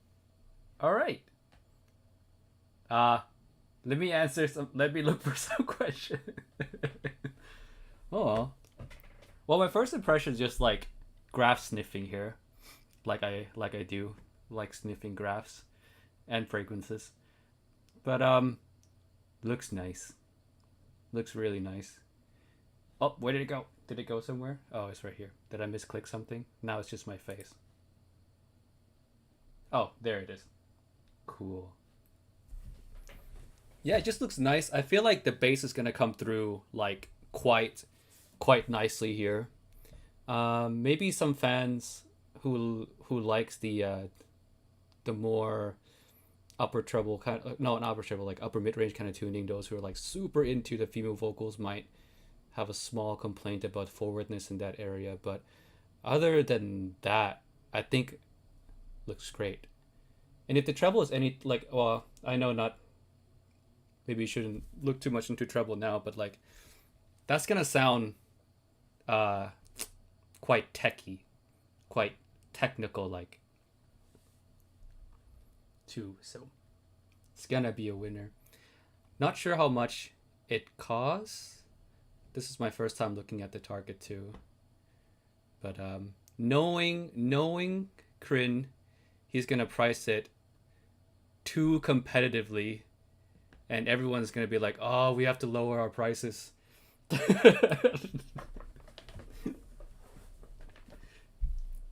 All right, but no, all exciting stuff. Project Night is exciting too. Let's see, some spicy questions.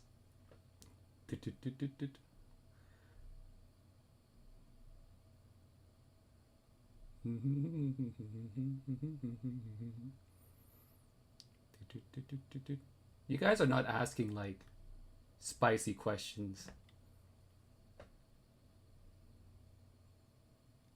Sound the most. No, I can't find these spicy questions.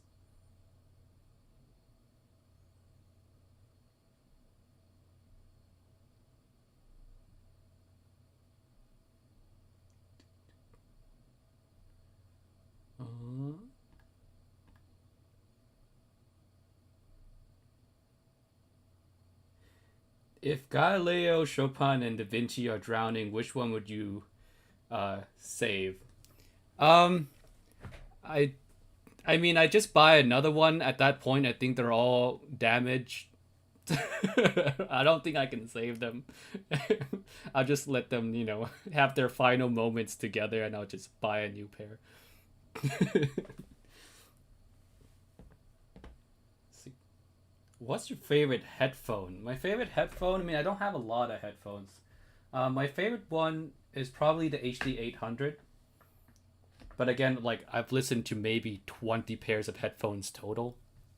So not really like a big pool to choose from. But I like the HD 800. It really does feel like wider than the rest of the headphones that I've listened to. Oh, listener, why are you in chat? Do you prefer variations over Oracle? No, if I were to like sell one and keep one, I'm keeping Oracle like 100% of the time. Oracle has been one of my favorite IEM since I've got it basically.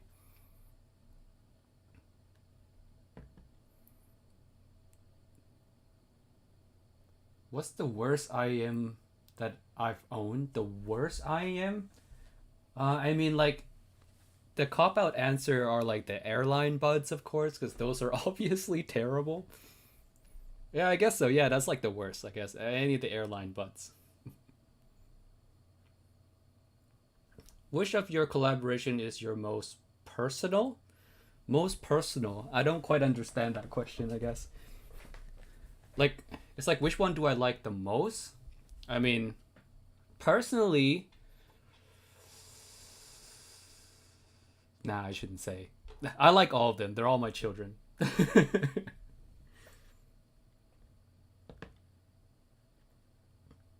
What's your thoughts on Symphonium Titan? I mean, I put my thoughts on the CanJam video, because that's all the thoughts I have was in the CanJam video. Like, I thought it was like nice, bassy, but I didn't really feel anything beyond that. You know, like, I definitely didn't feel like a kilobuck worth of, like, I guess, quality, you can say.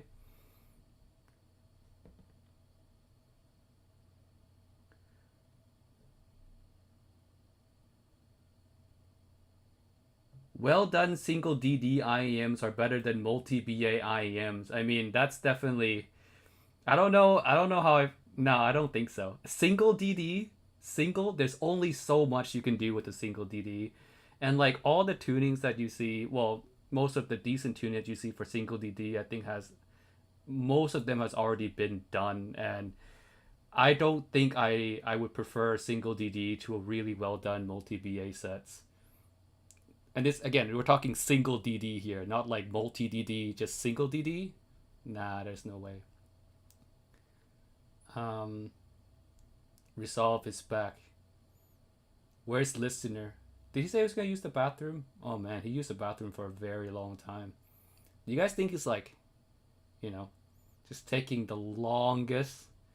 You know, one of those really long piss you have. Like sometimes you like, you know, you held it for a while and you're like, you start peeing and then you after like 10 seconds you're like, man, it's not stopping. I'm like, holy shit, it's still going. And you have enough time to ponder life, you know. You think about your future and next you plan your next 5 years and you're like, oh, I'm done. Maybe he's having one of those. All right, Resolve asks, what are your thoughts on the Meze Alba? So I quite like the Alba. I think comparison now to like the other single DD, I feel like it's just an upgrade to those. Like, I should clarify what other single DD that I mean. Like, I'm talking about the usual stuff, like the Aria 2, Kado, KXS, the Moondrop stuff. Like, compared, you know, broadly to those ones, I prefer the Alba. It's less shouty overall. Actually sounds cleaner as well. I think it's because of the result of the... It's because it's less shouty. That's why it sounds overall cleaner. Like it has a more open, more open sound to it as comparison to those IEM. So I do like the Alba more. I already filmed a review video for the Alba, by the way. I just can't post it because I filmed it, and then I was told later that there's an embargo for Alba video. Like I was told later. Oh yeah. And I was like, dude, but I already filmed the video and everything. And I was like, I guess I can't release it. I mean, look, you're ahead of schedule. We Oh love yeah, being I'm ahead like, of schedule. I'm a whole month ahead, man. It's ready to go. Oh god, I just saw Cringe just messaged me saying he might have passed me the wrong file, but oh well. Oh, is that the wrong meta? How many meta targets are there? It's Meta okay. crafted. But either way, that looks pretty nice though. I have already received a message saying, "Sir, that project meta, that is delicious. That might be my target IEM." It looks really nice. So someone's gonna buy it. Resolve As with most of Crin's IEMs, plenty of people are gonna buy it. Resolve asks, what's the embargo day for Alba? I was told the 20th, I think June 20th. Something like that, or around. Yeah, I'll need to check again. I'll let you know. But yeah, I was told I think 20th. But I've seen prices online though. Some stores apparently got the embargo date like, you know, late as well because they already have it on their store. I mean, it already showed up on Google, but when you click on the link, like they took down the page. But apparently they had the page up for a little bit, and the price is supposedly $149, and I saw $149 on multiple websites, so it probably is $149. So for the price, I think it's great. I think you can skip a lot of the single DD IEMs that are out now, and the Alba would be my preferred. I mean, the That's ones that I pretty talked high about, that praise. is. So, Sure. not really, not counting like the Sennheiser, the IE2, the IE6, of course. Those are very different from the typical single DD. Timmy, did you try the Nightjar Singularity? I demoed it like last year, like Can Jam 2023. Mm-hmm. I forgot what it even looks like on Graph. Even anyone has it? I have it. Yeah. Sick. Crin said, Messe still doesn't want to Oh, send me actually, stuff. Hmm. Meze? They should send this one. That's a shame. This one is an easy send to Yeah, that's what I'm everybody. saying. Like, The Alba is I such feel like like a likable any of set. the, I feel like it's probably Meze's like best tuned product. Oh yeah, I think by far their best tuned product. I mean, I haven't tried all their headphones, but if I'm just purely graph sniffing, all the graphs, I think this graph looks the most correct out of everything they've ever released.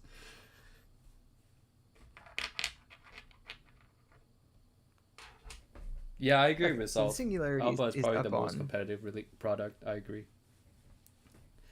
Hmm. Oh, look at the Singularity. Yeah, it's a bassy boy. I just remember it gave me a feeling of, well, like an overwhelming amount of bass. I think that is definitely what I'd say. Yeah. It is a lot of bass. I wouldn't necessarily say I was overwhelmed by it. It does kind of like define the experience though. Like it is definitely the defining aspect of the tonality here that kind of Yeah. uh there's no description of this IEM that does not include the word bass head Bass. or bassy because it is Yeah. a And back lot of then bass. I was more into like kind of like the old meta kind of tuning as well. So it sounded Mm. extra, my impression at the time probably deemed it way too bassy compared to what I'm usually used to. But I haven't Sure. heard it in over a year, so Gotcha. Yeah, I was just curious because you brought up the Sennheisers, and I feel like if I were getting a single DD, part of the reason I would get Singularity is the treble isn't really crazy on it. It has like the same kind of single DD peak in the 11 to 12, 13 kilohertz area that most things have. But I just found that it actually has like the right amount of bass to balance that and the typical kind of forward 1 to 2K you get on single DDIMs. mm-hmm. It's one of the only ones that has enough bass to actually balance those two things I don't like out enough. But it is expensive. It's a $1,300 IEM. How Honestly, much? my favorite part about it is the look. Oh yeah, the look looks really cool. I like the way it looks too. Not, yeah, not a fan of anything else about it from memory, but the looks was cool. Someone replied to me posting the link to this stream somewhere, and they replied, "Oh, that's what you look like. Never seen you before." And I said, "Yeah, I'm What? the Is anime girl in the thumbnail. oh oh yes. It's me." Now you all know my secret. Yeah, imagine not owning 5128 in 2024. Catch up. Oh man. Damn. Oh man. I Well, just realized I don't have the chat out, so I can't even see that. Damn. It was Kryn that said that. yes. Literally just poor shaming everyone in chat right now. I'm gonna need a substantial raise. Yeah, boss man, where's my I raise? Can I Listeners should get do a paid long in article on how to read 5128? drafts. Like in pieces maybe, and eventually I'll be able to put together my. Yeah, so I plan on doing both an article as well as a video on how to read graphs. The article will probably cover over ear and in ear, and then the video will probably be split between the two of them. Crin already has a fairly good article on that. So if you need something like you really don't know how to read the graphs at all, his article Graphs 101 is foundational, I would even say. Um, but yeah, there's some stuff that I would want to update there. I wonder who built Timmy's keyboard. Wow, menacing energy. He's gonna repo that keyboard, Timmy. Oh yeah, yeah. I guess I'll just shield the keyboard really quickly.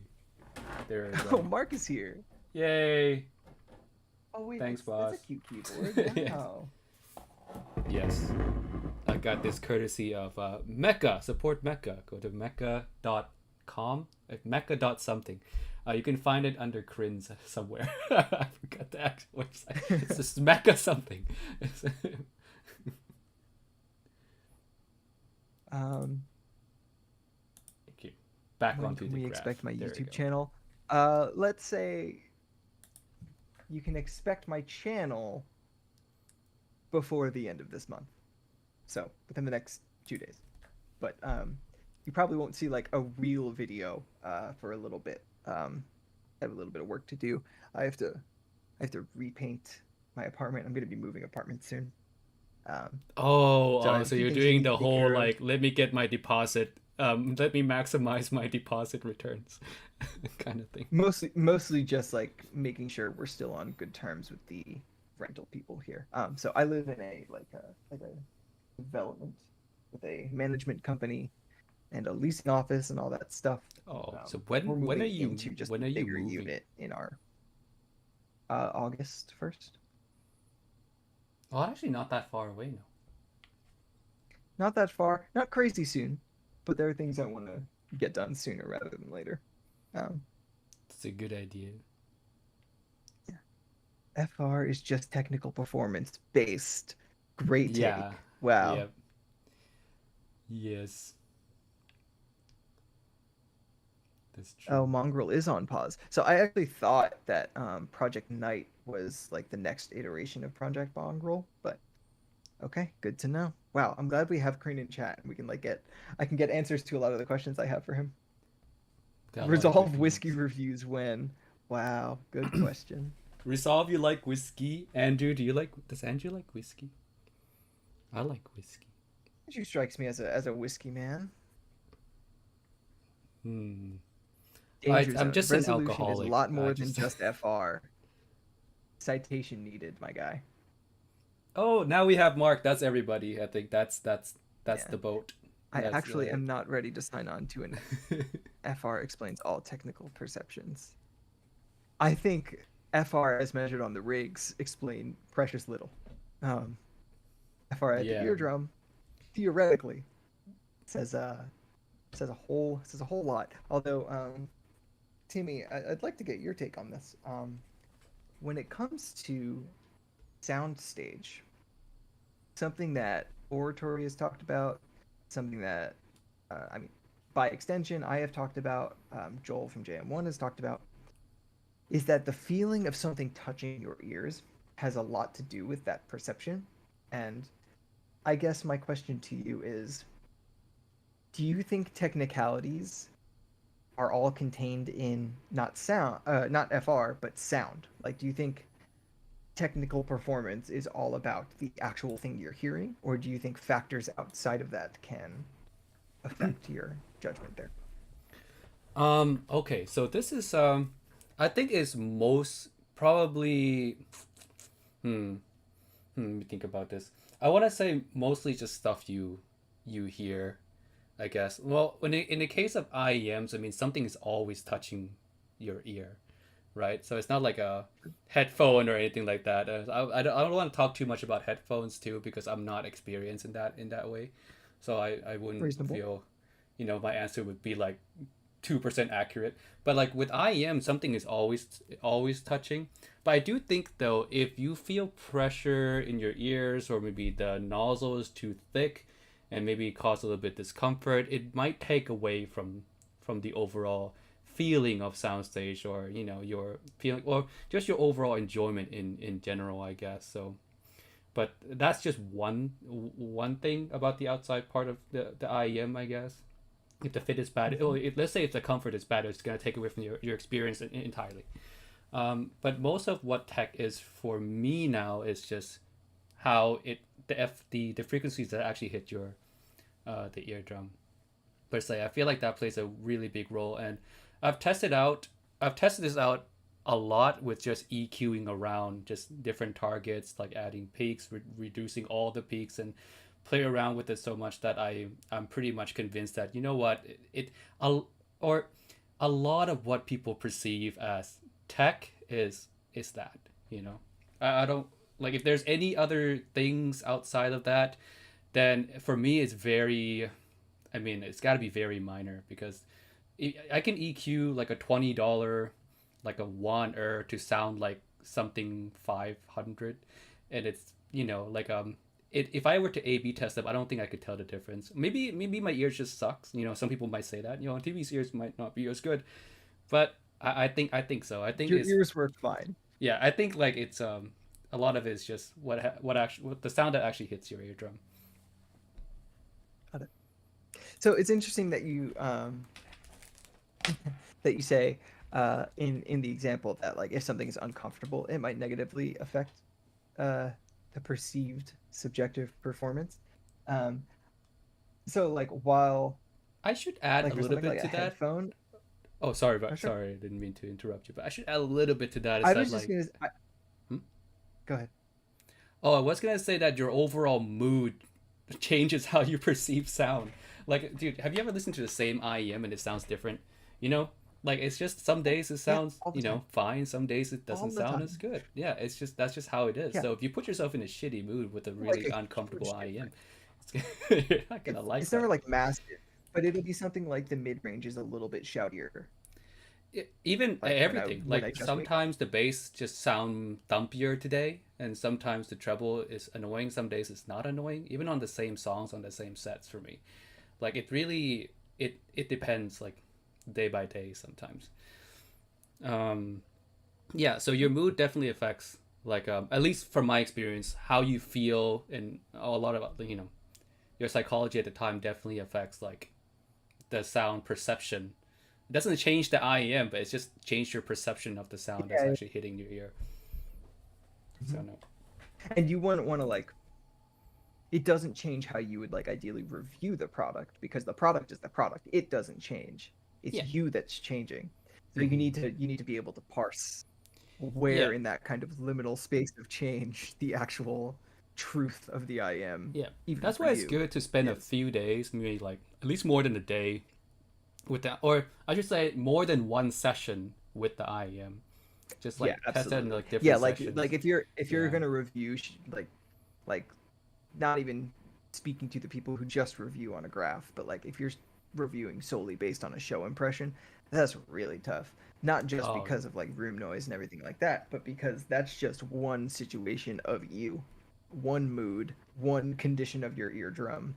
Like there's so many like one amount of earwax in your ears. Like there's yeah. so many things that could change about Mm-hmm. the in situ Yeah. response on just your end that yeah, it's really, really, really tough to to to parse a single impression to something that you can actually comfortably share with others.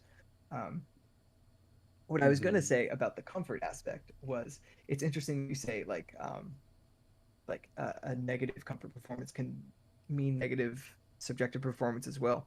I would unfortunately also argue the inverse. Like I think what you're saying is true and that could be a thing. But I think the inverse could be also true, where people get an especially uncomfortable IEM, like a really heavy, bulky, like all metal IEM. And I think something about that, like gives people the impression that like they really had to compromise comfort to get this level of sound. So like it has to sound good because of how under like when I put the Dunu Glacier in my ears, like that is a chonky fucking boy and it's all metal. It's not especially well molded to like my outer ear, so it like sticks out quite a bit. Um and it's a sound I would never usually go for. But like on the show floor, that thing kind of ripped. Like it had really like fun bouncy bass and like, you know, what people would call detail. It's the kind of thing I would never ever listen to at home, but I feel like the aggregate impression of like the comfort being terrible, it being really, really heavy, made out of metal, and then like the tuning being the way it is, where it's basically like Harmon with a little bit more mid bass, I think. Um, it's just all added together to an experience I enjoyed that I know as soon as I got home I would not enjoy. So I have a theory on that. I think it's the whole relative thing. Since the experience of putting on the IEM was so shitty, that any sound, that sounds remotely pleasant, it's just a way better experience in comparison. The comfort was, It's just, yeah, compared to like your comfort level. Interesting. Yeah. Yeah, but like I don't know, because like the same thing happened with the Z1R for me. Like I obviously had to go through the motions of like finding a tip size that worked for Z1R, and even then it still stuck out. Um, but when I listened to it, I was shocked with like how um I didn't really get like insane bass or anything like that. I just got what was like a mostly well-rounded sounding bass and mid-range. Like it wasn't anything like the current meta where like, you have the downward tilted on 711 at least you have the downward tilted mid-range. It was very much so kind of in the old school, but I did get good bass texture. I didn't sense that like the overall tonal balance was meaningfully shifted in one direction or another. Um, and I did feel like it was subjectively very intense on like the kick drum and snare drum. They were like very like prominent and smacked really hard. Mm-hmm. Which now that I think about it years later now, like I wonder about how much the comfort attributed to that impression. Because if I took that home, like this was at a meet, so it wasn't on a show floor, but I had limited time with it. But I do wonder what it would be like at home because I probably would not like it at all. Most likely not. The trouble would be just way too much for you, I think. Like it's just Yeah. depends. It's one of those IEMs that change so much with insertion depth. Even measuring on a 711, like if you inserted shallow That's one and that like famously does though. yes, Like famously, like if you don't get the length mode in the right place, like the whole treble balance oh shift yeah, towards like low treble. it's just a completely nasty. different IEM. Like Yeah. yeah, so I have to get it real deep, which is really hard on like a C1R with that kind of chompness. That's what I'm saying, dog. Okay, hold on. So I guess to wrap up that Andrew's thought, it's asking. like more Go accurately ahead. to say that comfort plays a role in your perception, either positive or negative. It still plays some role, either minor or major. I guess it's situational based. Yeah, like it can play specifically a role in your evaluation of sound, even though it is a non-sound Yeah. aspect. Mm-hmm. And I would actually argue looks can do the same thing. And Um, price. Oh, absolutely. Oh, let's not even open that can of worms. So Andrew asked, did we go over issues with the way people by default tend to read graphs, or was this more of a technical deep dive on 711 versus 5128? So it was mostly me looking at a 711 measurement and telling all the ways in which it could be misleading. So I talked about the difference between the two systems in terms of the stuff like under, let's say, 500 hertz. Specifically under 100 hertz between BA drivers and DD drivers, and then I talked about the length-based effects above like 4K or so. So I think it's probably the first thing. Yeah, we didn't really talk about how people can read graph wrong. I think that's also a big topic in its own too. Yeah, I mean, I think a lot of that has to do with the tendency for the dotted line to be good, regardless of if they actually know what the dotted line is, what it sounds like in earnest. Like, how many people like have heard the Harmon target as reproduced by the Sennheiser momentum, which was the original replicator IEM for the none of us had heard that. So I'm not sure any of us really know what any of these targets sound like because we've not heard them on the replicator headphones most of the time. I feel like this topic is maybe better tackled in like a well put together video, as in we find some cases online on like Reddit or somewhere, you know, that of people like reading the graph like wrong, and then we just kind of maybe That's a good grab like idea. 5 or 6 of those and do like an analysis, Yeah, an recorded example-based analysis. approach Yeah, an like that example based, is so that it's probably a good easier idea. Yeah. for them to people to follow along. But yeah, maybe that's an idea. That's an idea for a video for your new YouTube channel, huh, Mr. Griff? Yeah, I mean, so it was already going to be done, but the example-based approach is something I hadn't considered, but I will probably do. So thank you for that. Hmm. Danger Zone has a spicy question. If resolution is just FR, you should be able to EQ to get the ultimate resolution. Yes. And I do. Yes. Absolutely. Absolutely. Correct. You should, and you can. But I would say you should pick an move back from IEM the that measurement. has like already kind of decent treble. And decent treble is very subjective as well. But you should get an IEM that you already kind of like how the treble is, you know? Because you're not going to EQ treble. So- That's just not an easy thing to do. So one idea I have for an IEM, and I have no idea how doable it would be. I only know of one IEM that does it, which is the Sonic Memory UM2, I think it's called. But they don't implement it well. What I would want is something where, you know how like some IEMs have swappable nozzles, Oh, yes. where the main difference between the nozzles isn't like filtering inside, but is the length of the nozzles. Oh, those no, because they're then all you like would- filters from the ones that I realized that I just tried. Yeah. Like no one has, except for the Sonic Memory UM2, as far as I'm aware, has implemented like a variable nozzle length system such that for people with shorter canals and people with longer canals, they can get roughly the same response instead of an IM working for one group and just straight up not working for the other group, which is kind of where we are now. Oh, I Um, think that's a but I don't way know better how way feasible that would be to doing that, manufacture. maybe. I mean, I'm I sure feel like it would they also can do be it for hard the to make that right comfortable. price, I guess. Someone can do it. Yeah, it would be an undertaking, that's for sure. Tempora Grid. asks, Grid, please. Please.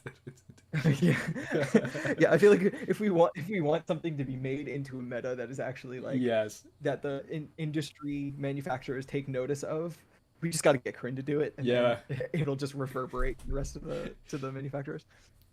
Yes, basically. From Tempora, how do you feel about your role in the hobbyist reviewer/reviewer scenario? Have you considered taking this research into academia, or are generally interested in keeping it in-house? So when it comes to academia, I'm not necessarily sure what you mean. I didn't go to or graduate college. I just work for headphones.com. We do plan to do like proper scientific research. So I'm not sure if that's what you mean by academia, but yes, we do plan to do actual research and publish it. Yeah, he probably And I meant would say just that's publishing pretty much- papers, getting peer reviewed, getting it official, all those stuff. Yeah, we would want to do stuff that would contribute to the state of the science. I think all of us at headphones.com are very invested in the scientific side of audio in one way or another, and I think the kind of natural way to do that, other than just talking about products being good, or making videos nerding out about stuff, is to actually contribute to the science, and we do intend to do that. It might be a little bit down the pipeline, but it is in the pipeline. As for me, I'm just looking to eventually learn all this stuff so that I can translate it into normal people words that everyone understands. Yeah, I mean that's always the issue, man. And like there's an extent to which, that's kind of what I'm struggling with, because the concepts themselves like aren't necessarily complex, but all of the language that already exists to refer to them is complex. So it's like, do I want to like come up with some new language that might actually confuse people more? Or do I want to find a more efficient way of explaining the language that already exists? You just need to hire a And really I want to good do the latter, animator. but it's hard. Yeah, so that's what I'm thinking. Like what I'm struggling with is I feel like I'm going to need a lot of visual aids to make it more easily digested by the And- everyman. Um, Yeah, and it's also up to the viewers to kind of open your mind and get rid of all the your own subjective preference and beliefs as well when you listen and try to understand these things, because I like depends on who you explain this stuff to, they come back at you right away with like, no, it is, this is the way, and then they just close their mind out to it. well, Yeah. I actually like when people disagree with me. Um, I find it leads to really productive discussions because I don't know everything. Um, That's true. Now, it depends on how much background there is to viewpoint, how well formed their opinion actually is. Um, but I like talking to. I mean, and a lot of people probably perceive us as agreeing about everything. But the reason I like talking to a lot of the headphones.com guys is because we actually do disagree on a good amount of stuff. And like same with Corinne or Oratory or Mm. you or any of the or Mark or any of the other reviewers that I'm tight with. Yeah, because like they're generally all experienced. But if there is something for them to learn, they generally want to learn it. Um, Mm. so usually, even if we disagree at first, ends up being a pretty productive discussion because one of us ends up learning something by the end of it. Yeah, that was more what I was referring to as just being open to learning. um, you Yeah, can't yeah. explain it. It's simply you don't Uh, understand it well. Yes, that's definitely a Barack Obama quote. It's Thanks, either Obama. Barack Obama or Einstein. It's always one of those two. Yeah.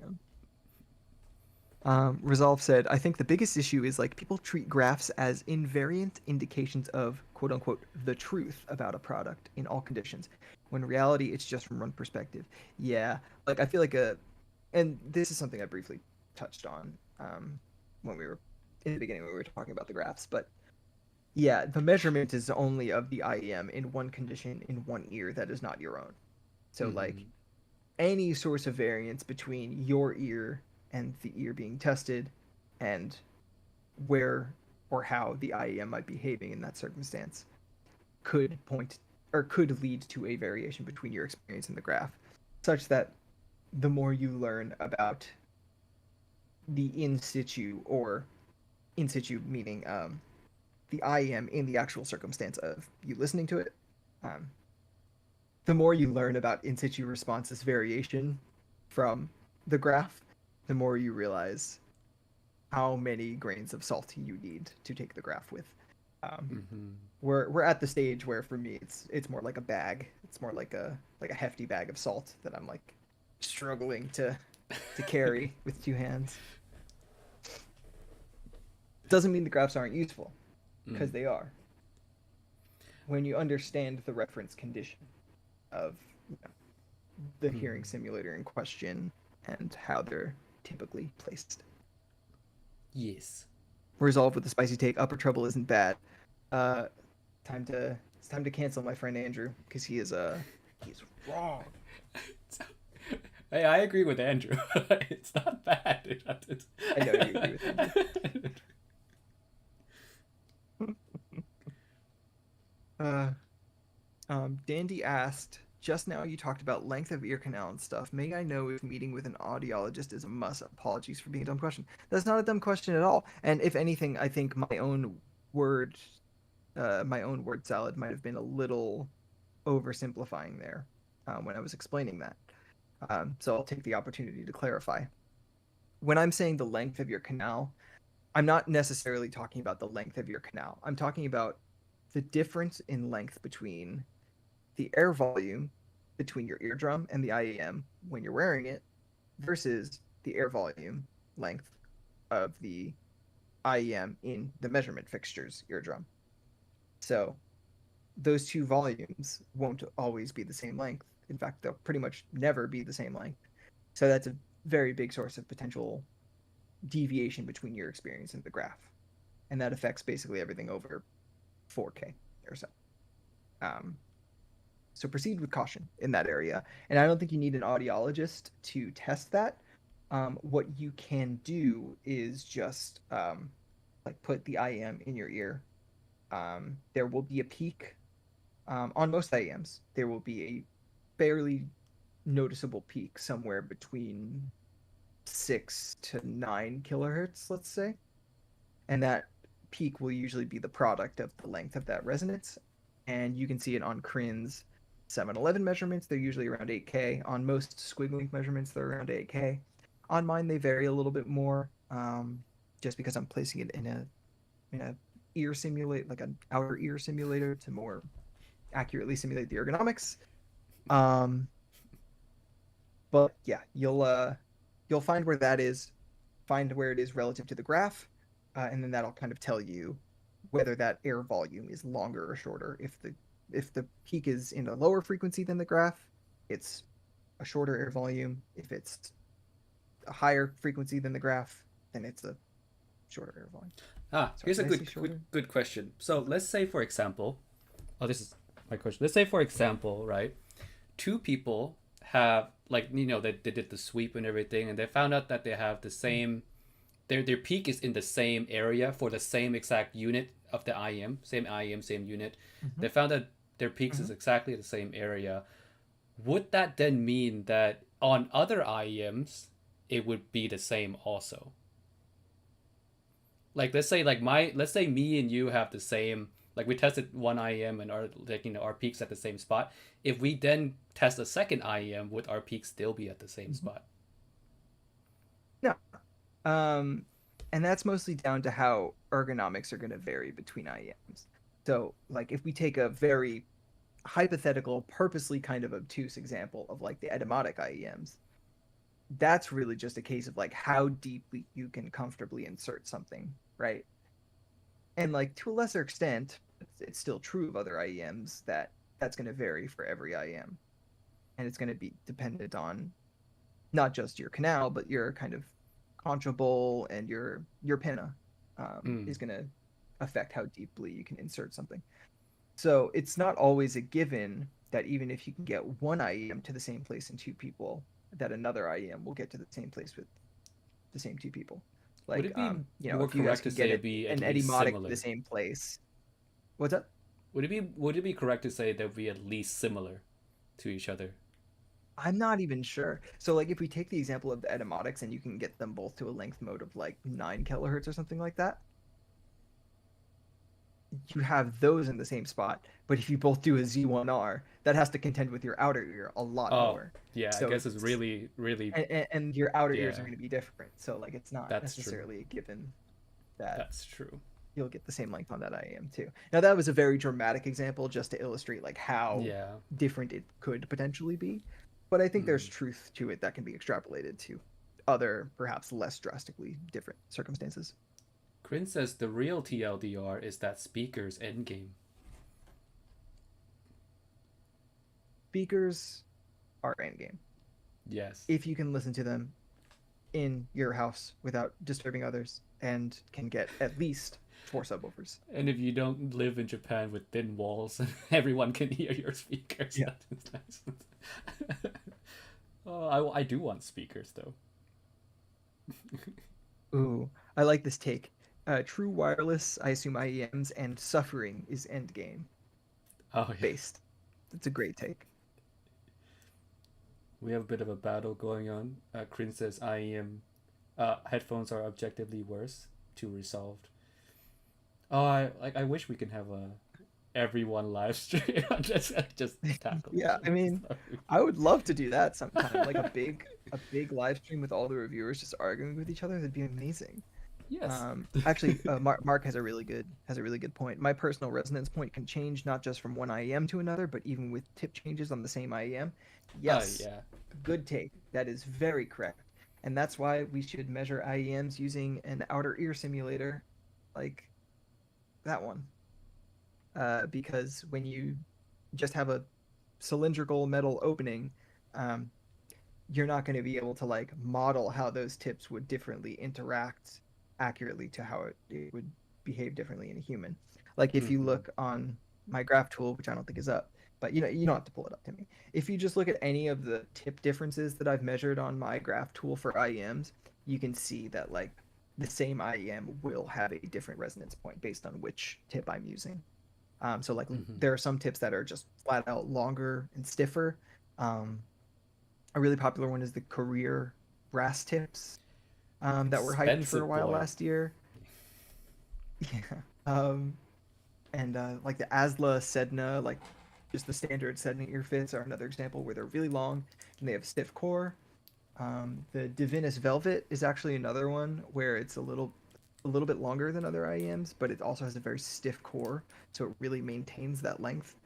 But then you can get really short IEMs or really compliant in the core IEMs that will either deform a little bit or just be a little bit shorter, so they'll bring that length mode higher in frequency a bit. Mm. And yes, Mark, it is almost certainly different between your left and right ears. Yeah. That's another thing. I forgot about that. Yeah, your left and right ear are not the same, guys. I'm sorry. Yeah. We're not perfect. Yeah, like no, that. luckily our ears are kind of like acclimated to that. So, like for over headphones, those effects aren't like uh usually at least a huge source of like noticeable variance. But Mhm. I'm not sure how much it affects IEMs actually, because the difference in your canals might actually affect the difference in insert, and therefore, like I know I get the length mode at a lower frequency in my left ear than my right ear because I can't insert as deeply in my left ear. Mm. Side question: do you try to line it up? You're like, yeah, I want it to be the same, so let me try. Do you fidget around to get the Well, length something. both like right? Oh yeah, actually, no. With my system, because I can get it at a lower length mode, I do Mm. often try to match it up to see if the treble impressions match up on the 711 rig I have. It never does above the length mode, but it does kind of help me understand where everything like below that, in like the 3 to 7K region, Mm. is actually probably more likely at least going to be in my ear. Mm. Um, but even so, I wouldn't try to do that. It's just more of like a fun exercise for me than it is like me actually grasping some sort of truth. Um, Mm. Yes. yeah. Oh, that's another good point. Um, Andrew also says that for IEMs, since we have to assume a pinna interaction because they're not actually interacting with the pinna, it could be different for left and right, which could cause an additional sense of perceived mismatch between them.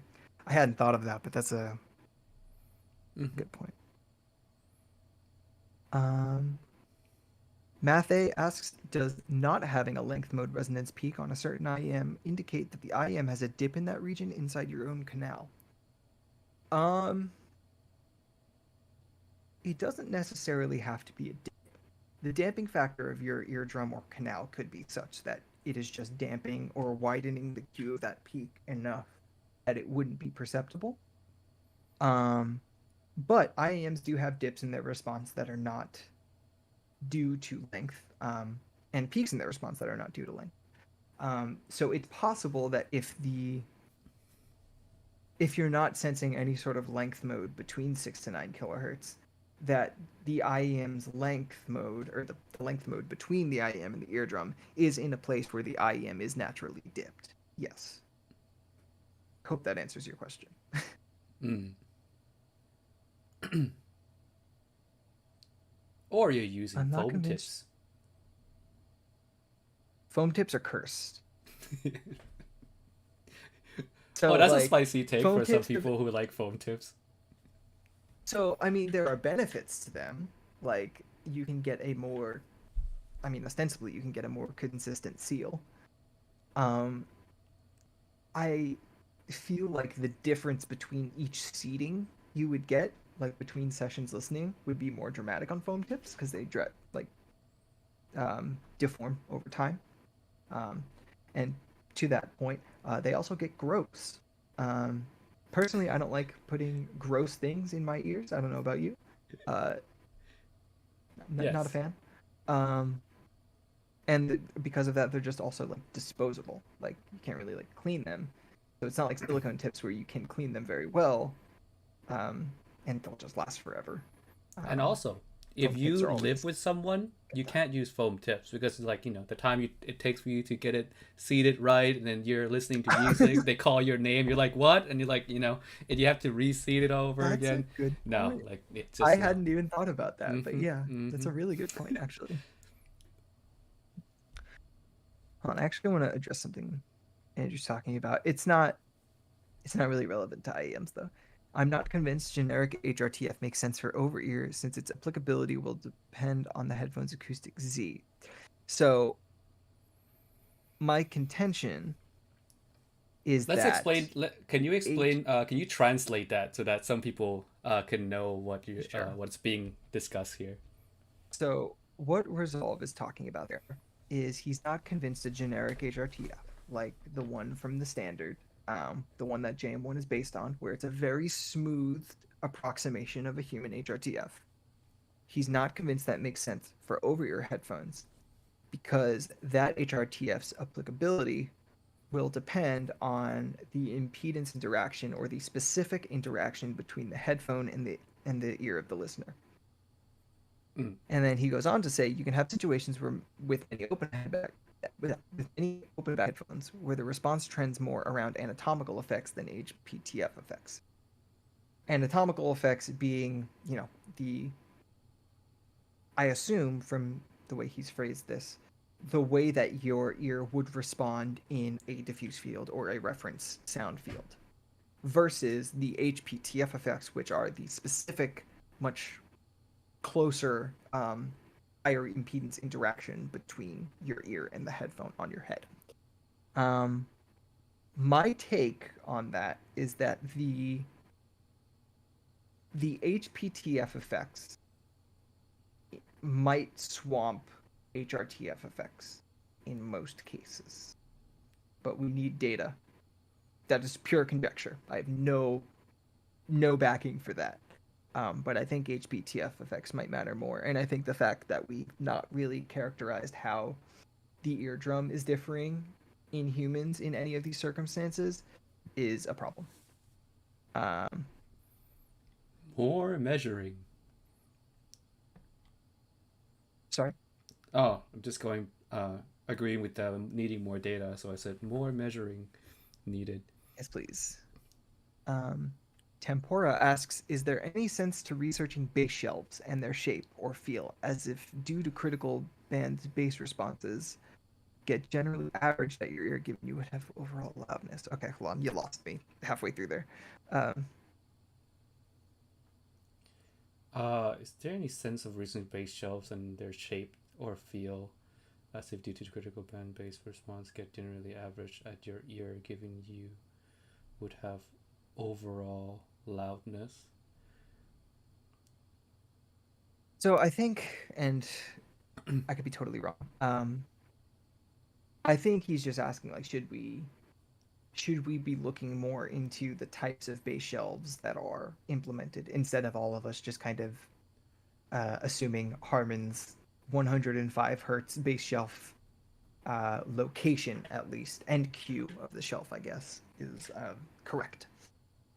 I think it's worth doing research into that. I mean, we've never really gotten a concrete answer on that, and it's one area where a lot of the IEMs that were tested in Harmon's original in-ear paper, the 2016 paper, none of them had a distinct bass shelf, to the point where I'm not even sure like a distinct bass shelf like that was really a thing in IEMs prior to Harmon.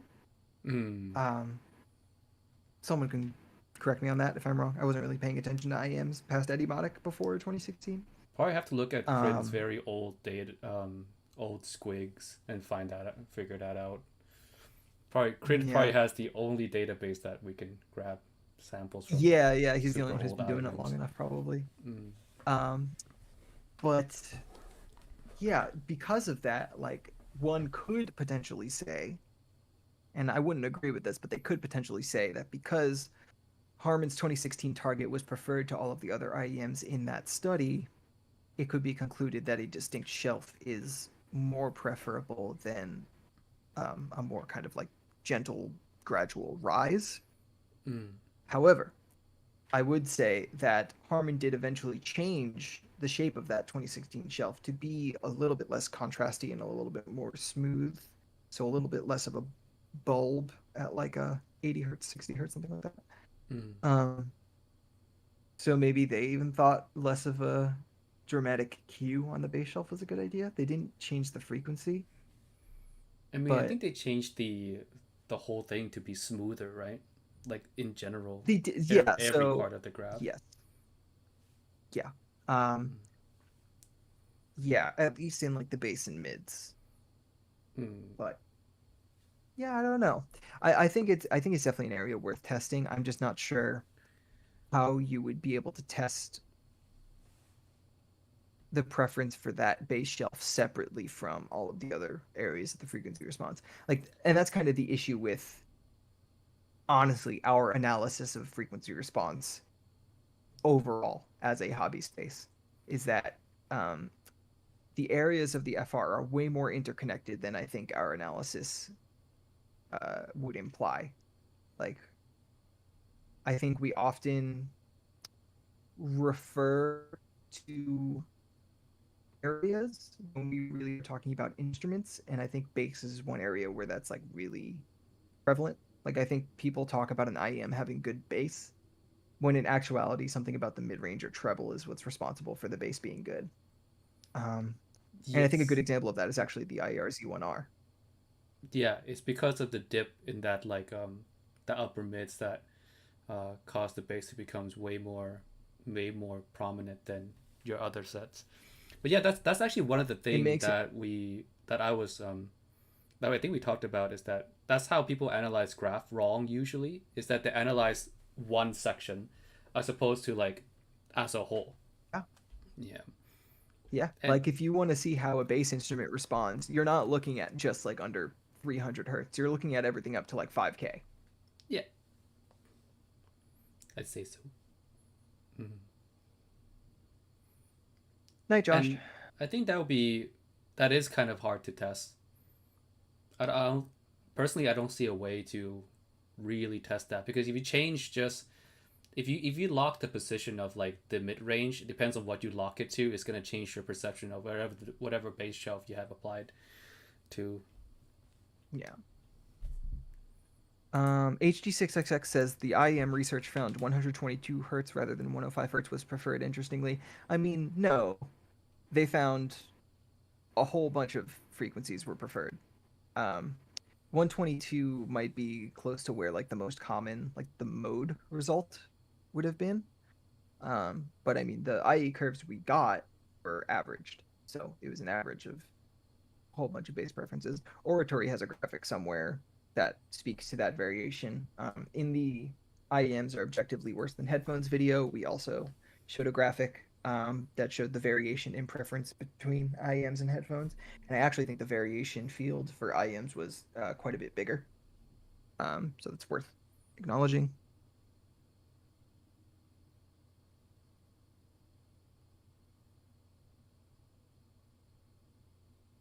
Yeah. People talking about 6XX where the warmness really helps with the bass. So I actually think you're correct that if it didn't have that kind of bloom in the 100 hertz to 200 hertz region, the HD 650 would not sound great for bass because it also has a pretty deep roll off. Um, so you do need something to kind of make it feel like there's bass when there's not. That's actually just kind of how high pass filters tend to work in music production as well.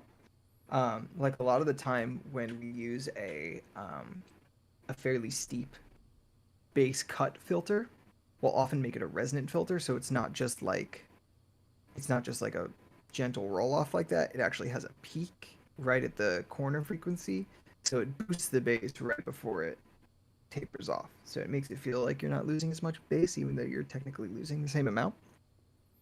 Um, yeah, something I'm excited to do with my content is connect music production to music reproduction a lot more than reviewers in this space have tended to, because there's plenty to talk about there.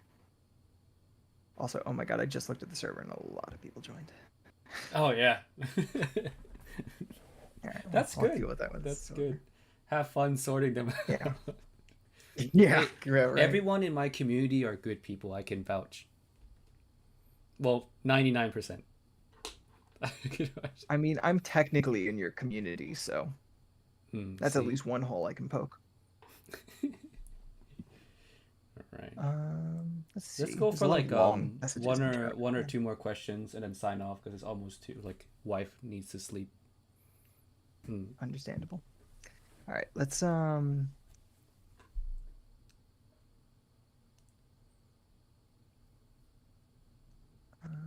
Cami says, I'm wondering how much difference the insertion angle and deformation of an ear tip, especially if it occludes the bore slightly, is a big real world variation for some users with strange canals and tips.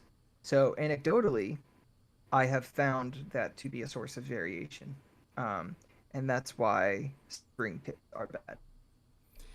I mean, if it And causes potentially, leakage, it's gonna be different. Yeah, it's gonna have quite a bit of so that's impact. Yeah. that's in the base, and I Mm-hmm. think that has to do with its like being very compliant, but also with it having that like texture on it.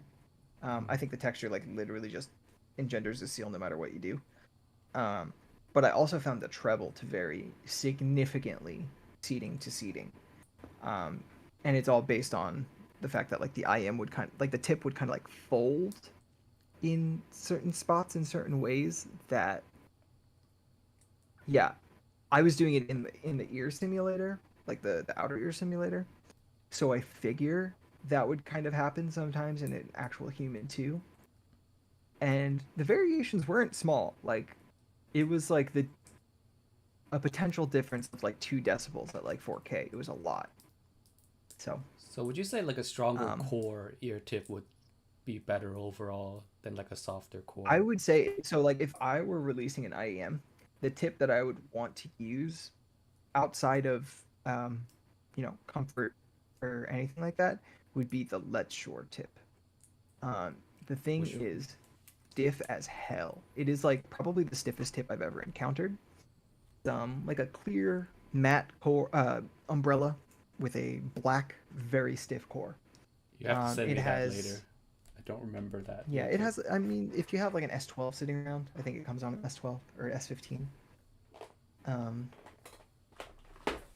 but yeah, I mean, it's Oh, not like the best tip for sound, but it uh it did well for me in terms of interseating variation. I actually have a coupler tour where like a few friends and I sent around like 12 IEMs to our friend group, and we're gonna like calibrate our couplers to each other. And the tip I chose to use for that is the let short tip because like if we all get the length mode the same, like the volume between the IEM and the eardrum of the coupler, um, the tip should provide basically no interseating variation because it's so stiff. David, not the blue one. It's got a black core.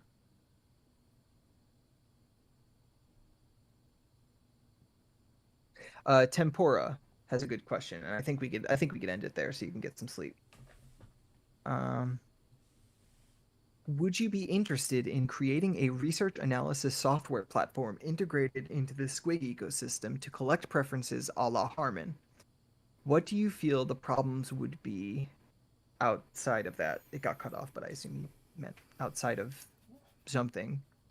I mean, the main problem there would be that the data wouldn't be from blind tests.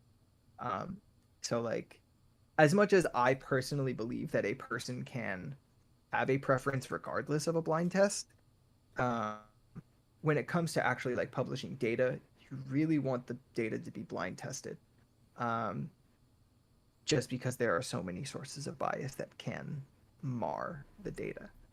Yeah, there's Um, too many. I don't think that would end up being. Yeah, you wouldn't be able to use that data so much. Just looking at the differences in preference in the community itself, or just from my experience, it's just like it's so wild.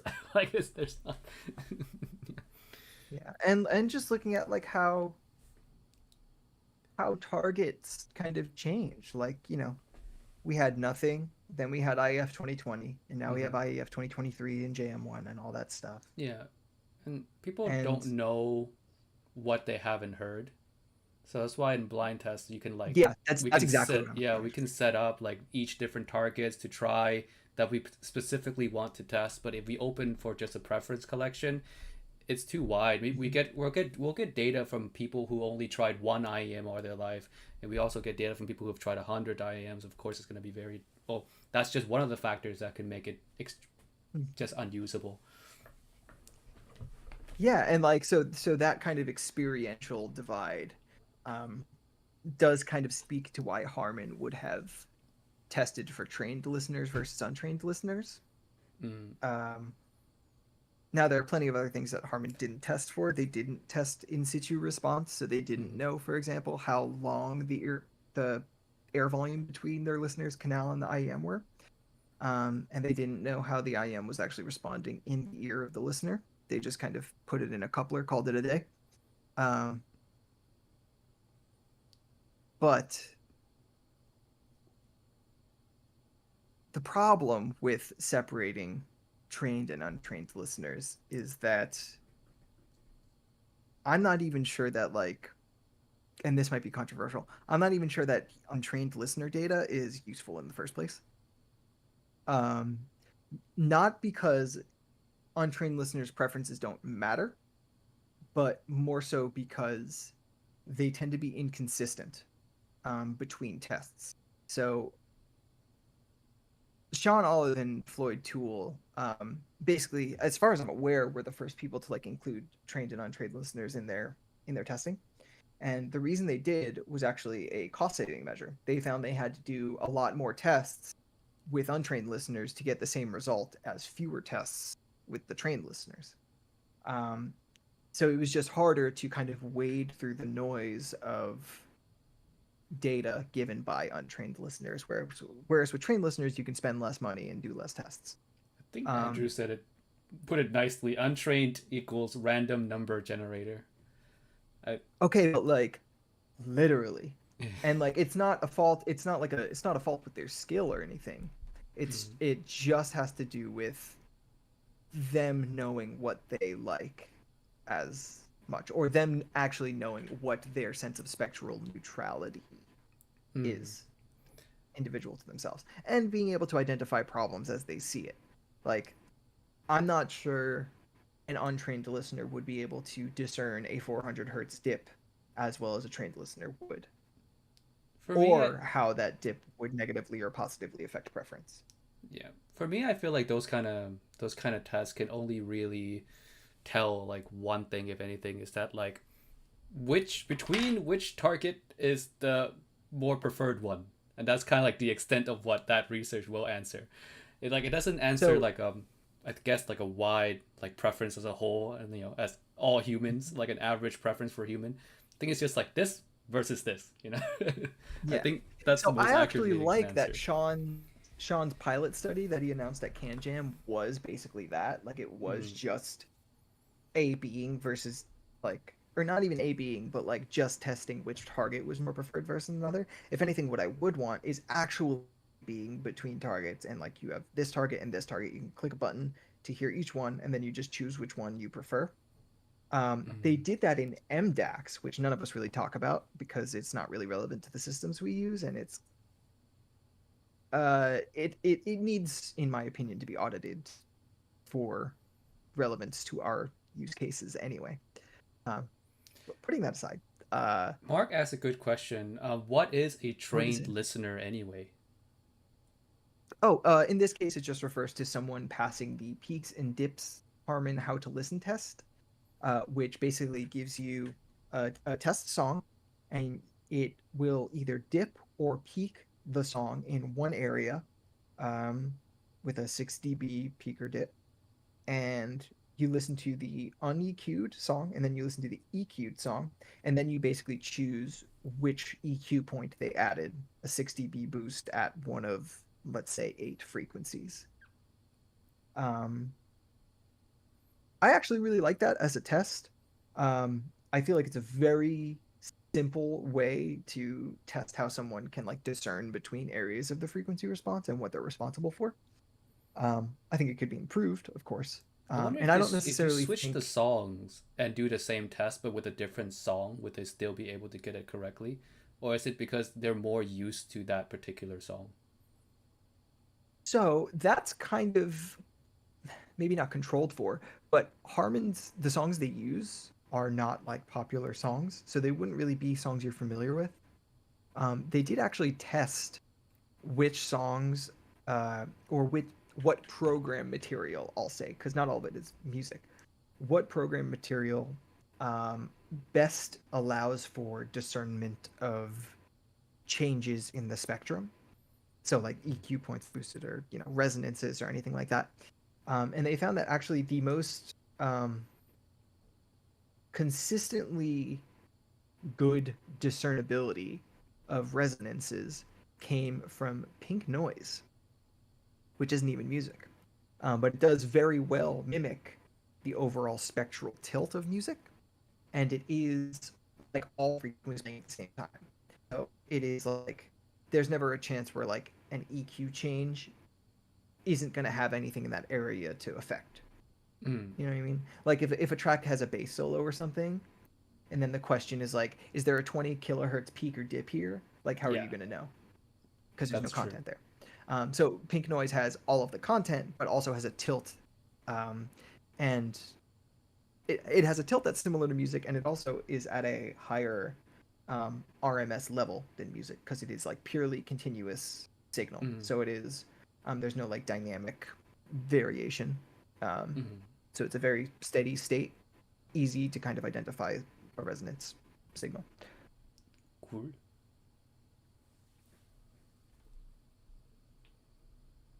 People with long hair shouldn't be reviewing over-ear headphones. Disagree, actually. We need to be way, way more realistic about how these products are actually used, and people with long hair wear headphones. And they should be judged for, if they are like a closed back and have a leakage issue, you want to report that and want to show a measurement for it, which I did with this headphone. I haven't done with a lot of the other headphones just because they were at my last job when I Or you could just use measured them. IEMs. Or you could just use IEMs, although one wonders if we should be better about like reporting leakage in IEMs too. Like I doubt most people really let themselves have a like fully leaked IEM, like because I feel like we're more sensitive to the feeling of it leaking with IEMs. Like I feel like it just doesn't feel right, noticeably, I mean, a if full it's not leak, fully yeah, if it's scoped. not like in there, but a small leak sometimes not Mm. detected. You could be right. Yeah. Mm.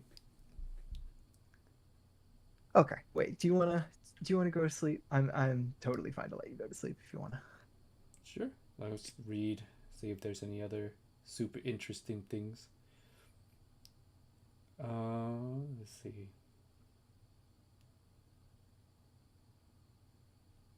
I think that's about all the interesting ones, I think. Yeah. Okay. All right. So, thank you for coming on the Timmy show. Um, Dude, of course. I'm so glad we finally got to do this. Like I feel like we've maybe. been talking for so long in DMs now that like obviously this was inevitable and a long time coming, but thank you for Oh having me. yeah, it's crazy that this is the first time we actually had like voice conversation is on a live stream and not just randomly call each other. Yeah, this is the first voice conversation we've had too. Yeah, I didn't even think Yeah. about that. But yeah, I feel like we usually talk like either when I've been working or like late at night. Because Hmm. that's your like morning. Yeah, I talk to you in Um, when I'm supposed to be working most of the time. yeah. Mm. All right, check Well, out happy how to procrastinate. check out the listeners server linked in the description. And if you like these kind of more like deep dive educational stuff and maybe you want some other guests on this channel in the future, you can suggest it. Not in the chat right now because this is gonna disappear, but like in the actual comment section of the YouTube channel, of the YouTube Yeah, video, either in the or comment section or join the Giz Audio server, oh and yeah, we just can send have a me a discussion there DM. about who You Timmy know, should invite next. you can bombard him with DMs if you want to. That'd be fun too. Maybe not DMs, but if you want to ping me in either my server or Timmy's server, you can feel free.